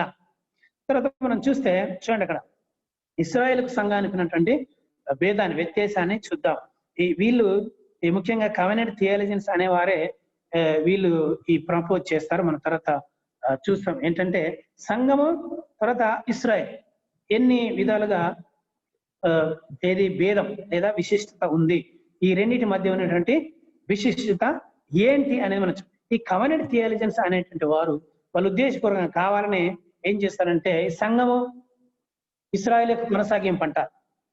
సంఘం ప్రత్యేకంగా ఇప్పుడు కొత్త నిబంధనలో ప్రారంభము అవ్వలేదు, అది పాత నిబంధనలోనే ఉంది. పాత నిబంధనలో ప్రారంభం ఇశ్రాయేలు సంఘం ఒకటే అని చెప్తారు. నేను ఒక పాయింట్ చెప్పాను స్టార్టింగ్ క్లాస్ లోనే, ఏది సంఘం ఇశ్రాయేలు ఒకటి కాదు. మరి ఇశ్రాయేలు సంఘం ఒకటైతే ఇశ్రాయేలీలు మగవాళ్ళంతా పురుషులంతా సున్నతి తీసుకునేవాళ్ళు, కానీ స్త్రీలకు ఏమీ లేదు. వాళ్ళు ఏమంటారంటే ఇప్పుడు ఉన్నటువంటి బాప్తీసము అప్పుడు ఉన్న సున్నతి రెండు ఒకటే అంటారు. రెండు ఒకటే అయినప్పుడు సున్నతి బాప్తీసము రెండు ఒకటే అయినప్పుడు మరి కేవలం సున్నతి పురుషులు మాత్రం పొందుకునేవాళ్ళు. అలాంటప్పుడు మరి స్త్రీలు పొందుకున్నారు. మరి ఇప్పుడు బాప్తిసం స్త్రీలు పురుషులు ఇద్దరు కూడా తీసుకుంటున్నారు కదా, తీసుకోవాలి కదా. విశ్వాసులు అనేటువంటి వారు స్త్రీలైనా సరే పురుషులైనా సరే బాప్తిసం తీసుకోవాలి. మరి అన్నప్పుడు సున్నతి బాప్తిసం రెండు ఒకటైతే మరి స్త్రీలకు వర్తించదు కదా, ఓన్లీ పురుషులకు వర్తించాలి కదా. అంటే అది కాదు, ఇది అది సున్నతి బహిరంగ, ఏది అందరూ కూడా ఎవరు అబ్రహాం సంతానం అనడానికి ఒక సూచన మాత్రమే, అది ఫిజికల్ సైన్ మాత్రమే. కానీ ఇక్కడ ఇది ఫిజికల్ సైన్ కాదు, బాప్తిసం ఫిజికల్. అందుకే బాప్తిసం ఫిజికల్ సైన్ ఎలా కాదు అంటే ఆల్రెడీ ఆత్మలో జరిగేదానికి సూచన. అర్థమైందా? మన ఆత్మలో మన యేసుప్రభువును నమ్ముకున్న విశ్వాసం అనడానికి బహిరంగ సూచన తప్ప ఏది బాప్తిసమే అది సూచన కాదు. అర్థమైందా? బాప్తిసం ద్వారా నీకు రక్షణ కాదు. ఎందుకంటే బాప్తిసం పొందుకున్న వాళ్ళు రక్షింపడతారు, కానీ నీకు ఆత్మల మార్పు ఉండాలి ఉండకూడదు అనేటువంటిది ఇంకా దానికి ఇంపార్టెన్స్ అనేది ఇవ్వడం జరగదు. కానీ అది కాదు కదా, ఏది ఇంపార్టెంట్ మన హృదయంలో జరిగిన మార్పు ఇంపార్టెంట్. అందుకనే పౌలు కూడా ఆ రోమ పత్రికలో చెప్తాడు, ఏది హృదయ సంబంధమైన సున్నతి కానీ శరీర సంబంధమైన సున్నతి కాదు. హృదయ సంబంధమైన మార్పు కలిగిన వాడు నిజమైనటువంటి యూదుడు లేదా క్రైస్తవుడు, కానీ శరీర సంబంధమైనటువంటి సున్నతి కాదని చెప్తాడు కదా. కాబట్టి ఈ విధంగా వీళ్ళ యొక్క ఉద్దేశం ప్రకారము ఇది కవెనెంట్ థియాలజన్స్ చెప్పేటువంటి ఉద్దేశం ప్రకారము సంఘము ఇశ్రాయేలు యొక్క కొనసాగింపు అంటారు, కానీ అది కాదు. ఇక్కడ మనం డిఫరెన్సెస్ చూద్దాం. Origin of the church, first లో ఇజ్రాయెల్ అనేది church or distinguish in scripture. లేఖనాలకు కూడా ఇశ్రాయేల్ వేరు సంఘం వేరు అనేటువంటి విషయాన్ని మనం చూసాం.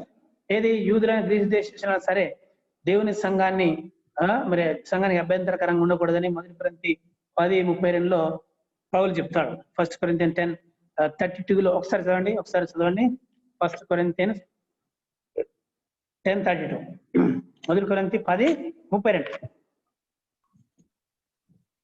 చదవండి త్వరగా. యూదులకైనను గ్రీసు దేశస్థులకైనను దేవుని సంఘమునకైనా అభ్యంతరము కలుగజేయకుడి. దేవుని సంఘమునకైనా అభ్యంతరము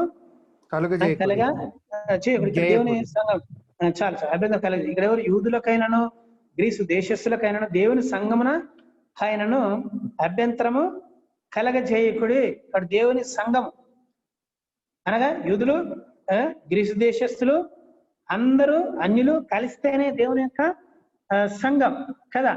కాబట్టి ఇది వేరు కాదు, యూదులు వేరు తర్వాత సంఘం వేరు అనేది కాదు. కాబట్టి అది చేయకూడదు. తర్వాత ఈ రోమా పత్రిక 9 నుంచి 11 వచనాల్లో మన వచనాలు కదా అధ్యాయాలు 9 నుండి 11 అధ్యాయాల్లో ఇశ్రాయేలీలకు సంఘాన్ని డిఫరెన్స్ ఏంటి అనేది పౌలు చాలా చక్కగా వివరిస్తారు.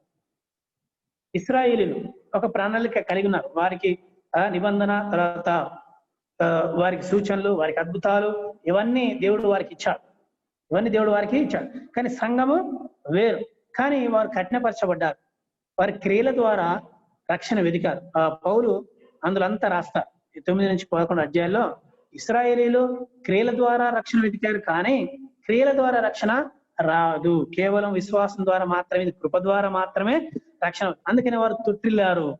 ఎవరు? ఇశ్రాయేలు. ఎందుకు తొట్టిల్లారంటే వాళ్ళు క్రియల రూపకంగా వెతికారు.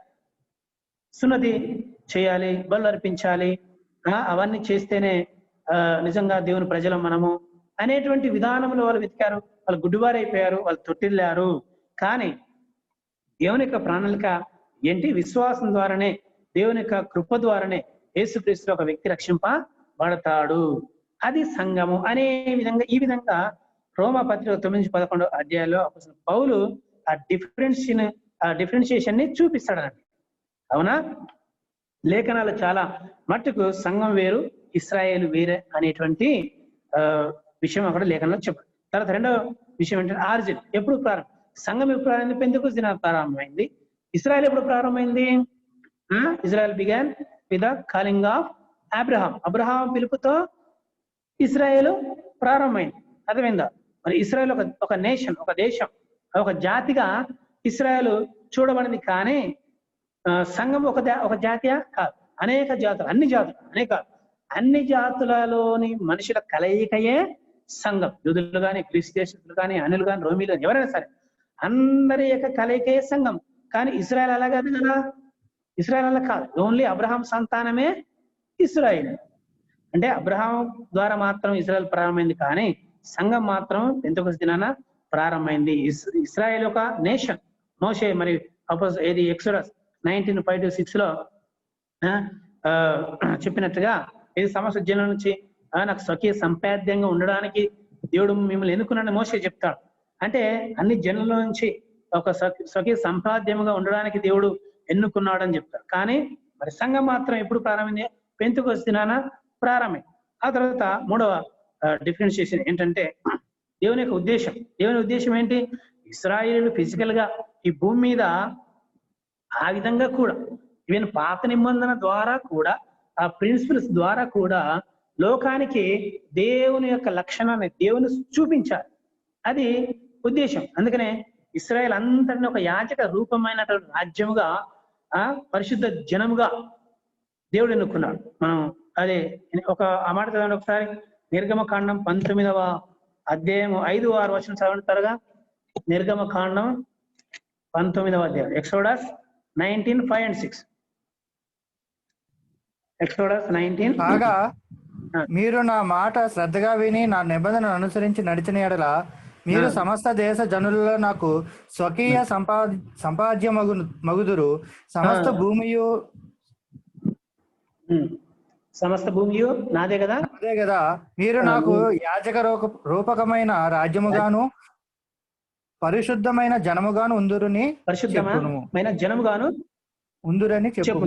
చూడండి ఇక్కడ చూడండి దేవుని ఉద్దేశం. దేవుని ఉద్దేశం ఏంటి? మీరు లోకానికి అంతటికి ఎలా ఉండాలి? ఒక యాజక రూపమైన రాజ్యం కూడా పరిశుద్ధమైన జనంగా ఉండడానికి నేను మిమ్మల్ని ఎన్నుకున్నాను అనేటువంటి విషయాన్ని అక్కడ చెప్పు. అంటే దేవుడు ఇశ్రాయేలీయుల ద్వారా ఒక ఉద్దేశాన్ని కలిగి ఉన్నాడు. అదొక ఉద్దేశం.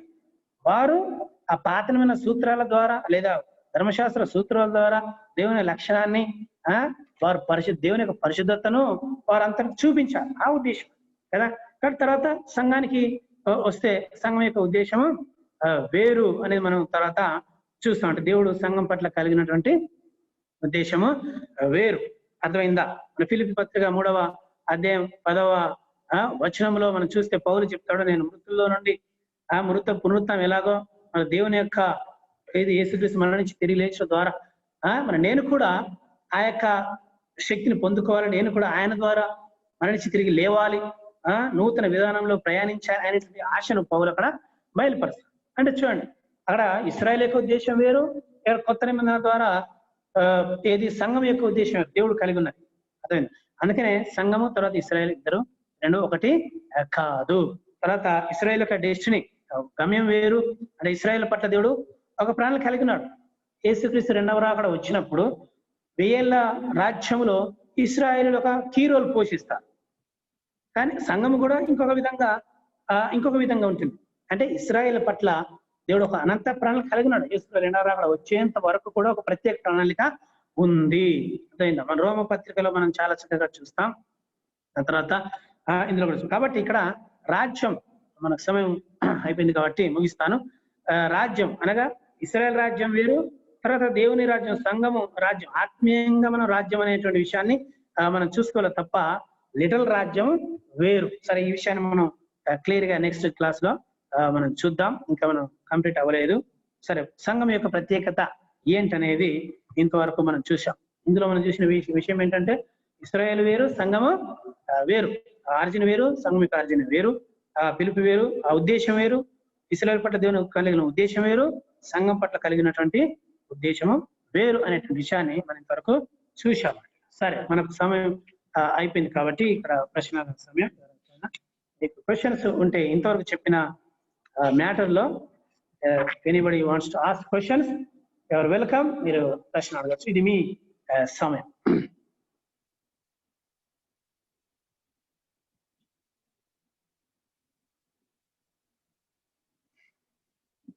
Okay, proceed anybody.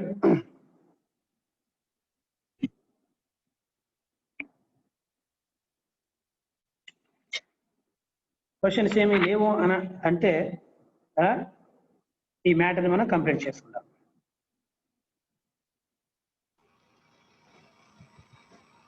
కంటిన్యూ చేసేయండి సార్.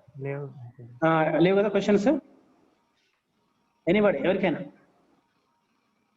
అంటే 1-2 క్వశ్చన్స్ అడిగినా మనకు టైం దానికి ఆన్సర్ చెప్పాల్సి ఉంటుంది కాబట్టి మన ముందు నేను ముగించాను. ఎవరైనా క్వశ్చన్స్ ఉంటే అడగండి.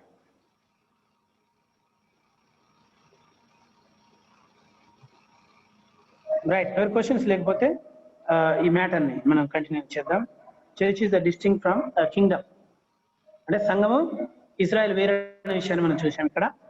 ఇప్పుడు సంఘము వేరు, తర్వాత రాజ్యము వేరు. సంఘం వేరు, రాజ్యము వేరు. అంటే రాజ్యము ఏ రాజ్యం అనేది మనం గుర్తించాలి.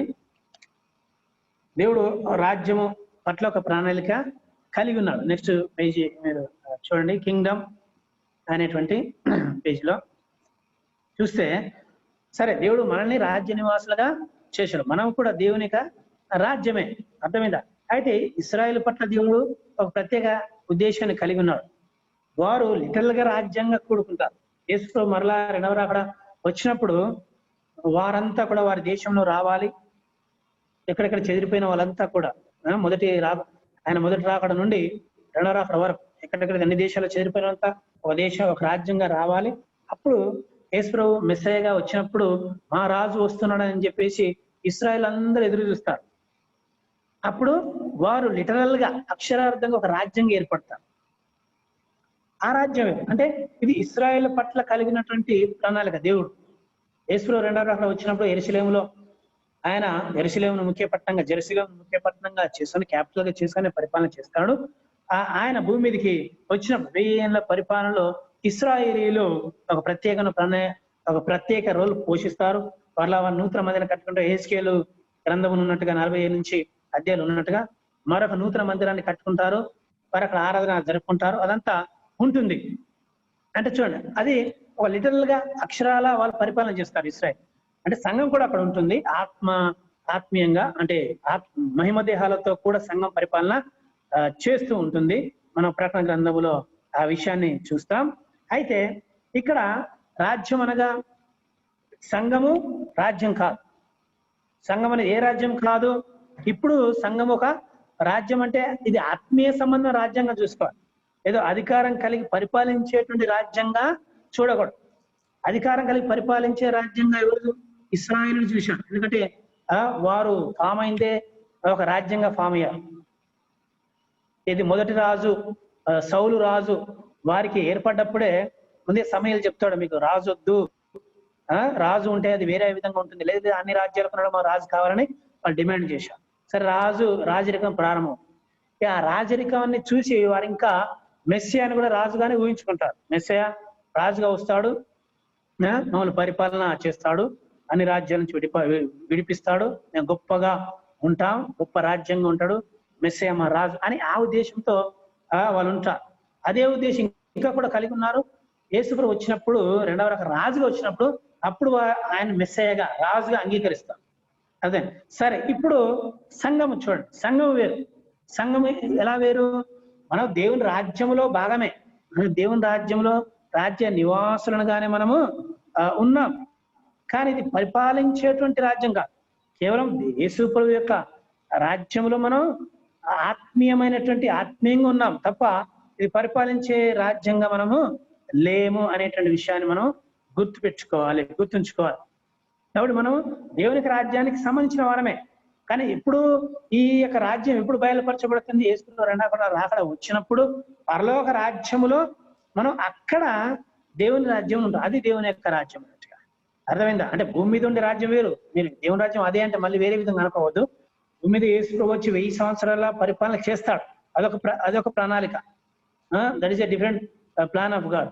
ఆ తర్వాత అందరూ కూడా దేవుని రాజ్యంలో నిత్యం యుగ యుగాలు ఉండేటువంటి అది దేవుని, అది ఫైనల్ స్టేజ్ అండి.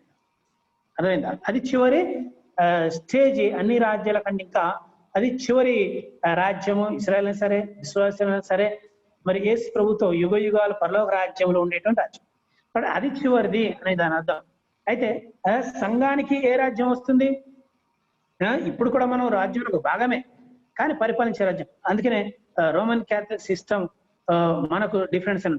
వాళ్ళు ఏమనుకుంటారంటే సంఘము ఒక అధికారం కలిగినటువంటి ఒక రాజ్యముగా వాళ్ళు భావించుకుంటారు. పోపు ఈ రాజ్యానికి హెడ్ గా, అంటే సంఘము అధికారం కలిగింది, ఈ లోకంలో పరిపాలించే, రూల్ చేయాలి అనేటువంటి ఉద్దేశం వాళ్ళు బోధిస్తారు. కానీ అది కాదు, అది సరైనది కాదు. పోపు కాదు హెడ్, సంఘానికి పోపు హెడ్ కాదు. సంఘానికి శిరస్సు ఎవరు? హెడ్ ఎవరు? యేసుక్రీస్తు. యేసుక్రీస్తు శిరస్సు తప్ప సంఘానికి శిరస్సు ఎవరు? హెడ్ పోప్ కాదు. కాబట్టి ఈ భూమి మీద మిగతా ఒక పొలిటికల్ పార్టీ లాగా పరిపాలించినట్టుగా, దానికి ఒక హెడ్ ఉండి పరిపాలించినట్టుగా ఆ విధంగా సంఘాన్ని ఊహించుకోకూడదు. అర్థమైందా? సంఘం యేసుక్రీస్తు యొక్క శరీరము. ఆయన ఆత్మీయంగా పరిపాలిస్తున్నాడు, ఆత్మీయ రాజు. మనందరికీ ఆయన ఆత్మీయ రాజు. ఈ రాజ్యం అనేది చివరిలో బయలుపరచబడుతుంది. అక్కడ మనం రాజ్య నివాసులముగా ఉంటాము. కానీ భూమి మీద ఒక అధికారం కలిగినటువంటి రాజ్యం వలె, ఒక పొలిటికల్ పార్టీ వల్లే సంఘం అనేది లేదు. ఆ విధంగా సంఘాన్ని ఎప్పుడు కూడా చూడకూడదు. ఇది పొలిటికల్ సిస్టమ్ కాదు, ఇది సంఘం. రైట్. ఇది రాజ్యానికి సంఘానికి ఉన్నటువంటి డిఫరెన్స్ నేను చెప్పాను. ఇంకొక చిన్న పాయింట్ చెప్తే ఇది మనకు అయిపోతుంది. తర్వాత నెక్స్ట్ క్లాస్ లో గిఫ్ట్స్ టు ద చర్చ్ అనేది మనం చూస్తాం. ఇక్కడ టూ డిఫరెన్షియేషన్, ప్యారలలిజం మనం చూపించాం. చర్చ్ అండ్ ద కింగ్డమ్, ఇది సంఘము, తర్వాత రాజ్యము పోల్చబడి. ఏ విధంగా? సంఘము లోకల్, స్థానికతను కలిగి ఉన్నది సంఘం. అనగా ఒక పర్టికులర్ ప్రదేశానికి పరిమితమైపోయి, అంటే స్థానిక సంఘం, దానికి సేవకులు, ఆర్డినెన్సెస్ అక్కడ జరుగుతుంటే, వాక్య పరిచయం జరుగుతుంది, అది స్థానిక సంఘం. సంఘం ఒక రూపంలో కనబడుతుంది. కానీ రాజ్యము ఇది యూనివర్సల్. అదైందా? ఏది రాజ్యం అంటే అది యూనివర్సల్, అంతటా ఉన్నటువంటిది, ఫర్ ఆల్ దేర్, అది రాజ్యం. బాసిలేయా అనేటువంటి మాట పడింది. ఇది సంఘానికి ఏం మాట పడింది? ఎక్లీషియా. రెండవ డిఫరెన్స్ ఏంటి? సంఘానికి రాజ్యానికి ప్రెసెంట్ రియాలిటీ, అంటే ప్రస్తుతం కనబడుతుంది. లోకల్ స్థానిక సంఘం ప్రస్తుతం కనబడుతుంది. కానీ రాజ్యం ఏంటి? ఫ్యూచర్ రియాలిటీ, భవిష్యత్తులో జరగబోయేటువంటి రియాలిటీ. భవిష్యత్తులో రాజ్యం వస్తుంది, కానీ ఇప్పుడు కాదు.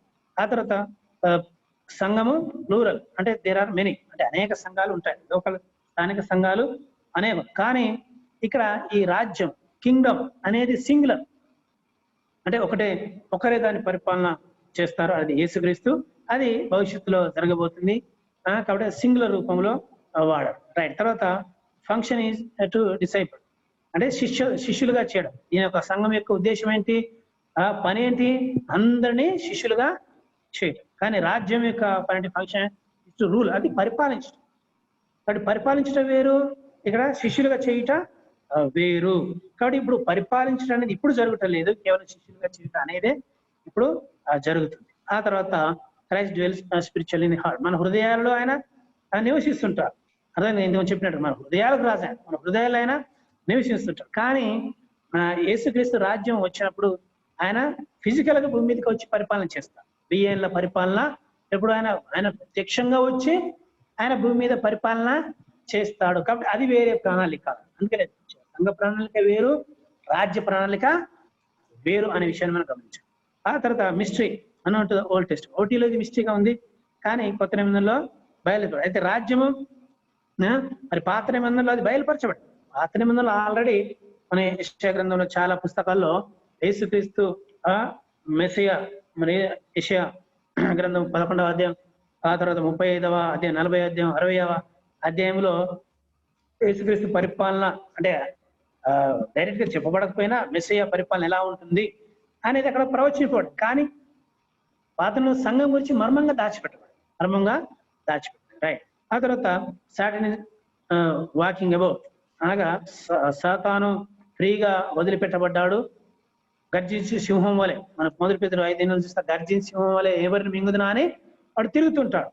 కానీ యేసుక్రీస్తు పరిపాలన చేసే రాజ్యంలో సాతాన్ విల్ బి బౌండ్, బంధింపబడతాడు కదా. 1000 సంవత్సరాలు వాడు అగాధములో బంధింపబడతాడు. అంటే లిటరల్ గా యేసు ప్రభు భూమి మీద 1000 సంవత్సరాలు పరిపాలన చేస్తాడు అనేది అక్కడ మనం ఏది రాజ్యం విషయంలో చూస్తాం అన్నట్టుగా. ఇవి డిఫరెన్స్. అక్కడ సంఘము వేరు, అంటే రాజ్యము వేరు. ఇంతకుముందు చూసిన పాయింట్ ఏంటి? సంఘం వేరు, ఇజ్రాయిల్ వేరు. అలాగే సంఘం వేరు, రాజ్యం వేరు. సంఘం పట్ల ఒక ప్రణాళిక కలిగిన దేవుడు, తర్వాత రాజ్యం పట్ల ఒక ప్రణాళిక కలిగి. ఒక రకంగా చూస్తే ఈ రాజ్యానికి ఇస్రాయేల్కు దగ్గర సంబంధం ఉంటుంది. అర్థమైందా? ఇస్రాయేల్ రాజ్యం ప్రారంభమైనప్పటి నుంచి ఎండింగ్ వరకు కూడా ఒక ప్రణాళిక ఉంది. అలాగే సంఘానికి ఒక ప్రణాళిక ఉంది. అర్థమైంది కదా? ఇది డిఫరెంట్. సరే, ఈ విషయాన్ని మనం చూసాం. సమయం అయింది కాబట్టి ఇప్పుడు ఎవరైనా సమయం అంటే ఈ సమయంలో కూడా డౌట్స్ ఉంటే అడగచ్చు, లేదా మరి మనం డైరెక్ట్ సారికి ఈ యొక్క సమయాన్ని అప్పగించుదాం. సమయం అయిపోయింది కాబట్టి. ఓకే ప్రొఫెసర్ సూర్య గారు, ఇది 3rd సెమిస్టర్ కాబట్టి ఎగ్జామినేషన్ పాయింట్ ఆఫ్ వ్యూలో కూడా వాళ్ళకి కొంచెం వివరంగా కూడా చెప్తున్నాండి గారు. Okay, exams. Okay, right sir. ఎందుకంటే God willing first week of December 1st నుండి 12th వరకు ఉంటాయి. ఓకే ఓకే. తర్వాత గ్రాడ్యుయేషన్ వచ్చి మేబీ 18th or 19th ఉంటుంది, before Christmas. Okay okay. Literal గా గ్రాడ్యుయేషన్ అప్పుడు గ్రాడ్యుయేషన్ డ్రెస్ తోనే గ్రాడ్యుయేషన్ అనేది ఉంటుంది. Okay, ya, very good, thank you so much. Can I ask be Vinayavani garu to close with prayer? Vinayavani గారు,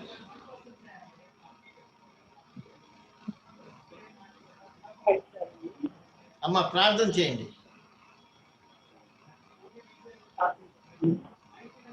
యా,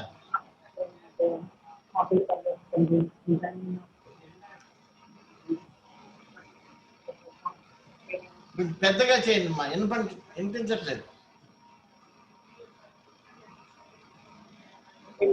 కోర్సులో join అవ్వడానికి, అదేవిధంగా ఈ కోర్సులో మేము అనేక విషయాలు తెలుసుకోవడానికి మీరు చూసినటువంటి గొప్ప కృపను బట్టి మీకు స్తోత్రాలు తెలుస్తున్నాం తండ్రి. ఈ కోర్సు డైరెక్టర్ గారు, ఈ కోర్సు ప్రొఫెసర్స్ అందరినీ కూడా మీరు దీవించి ఆశీర్వదించండి.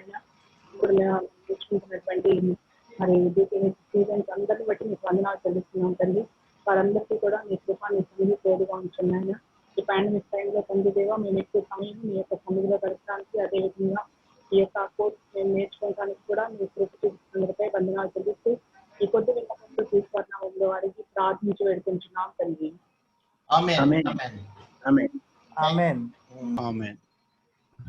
Okay, thank you to all. Thank you sir. Good night, sir. అందరికీ వందనాలు. Good night. Thank you for listening. Okay, good night. Good night sir, madam గారికి. Good night. Good night. ఆ వీడియో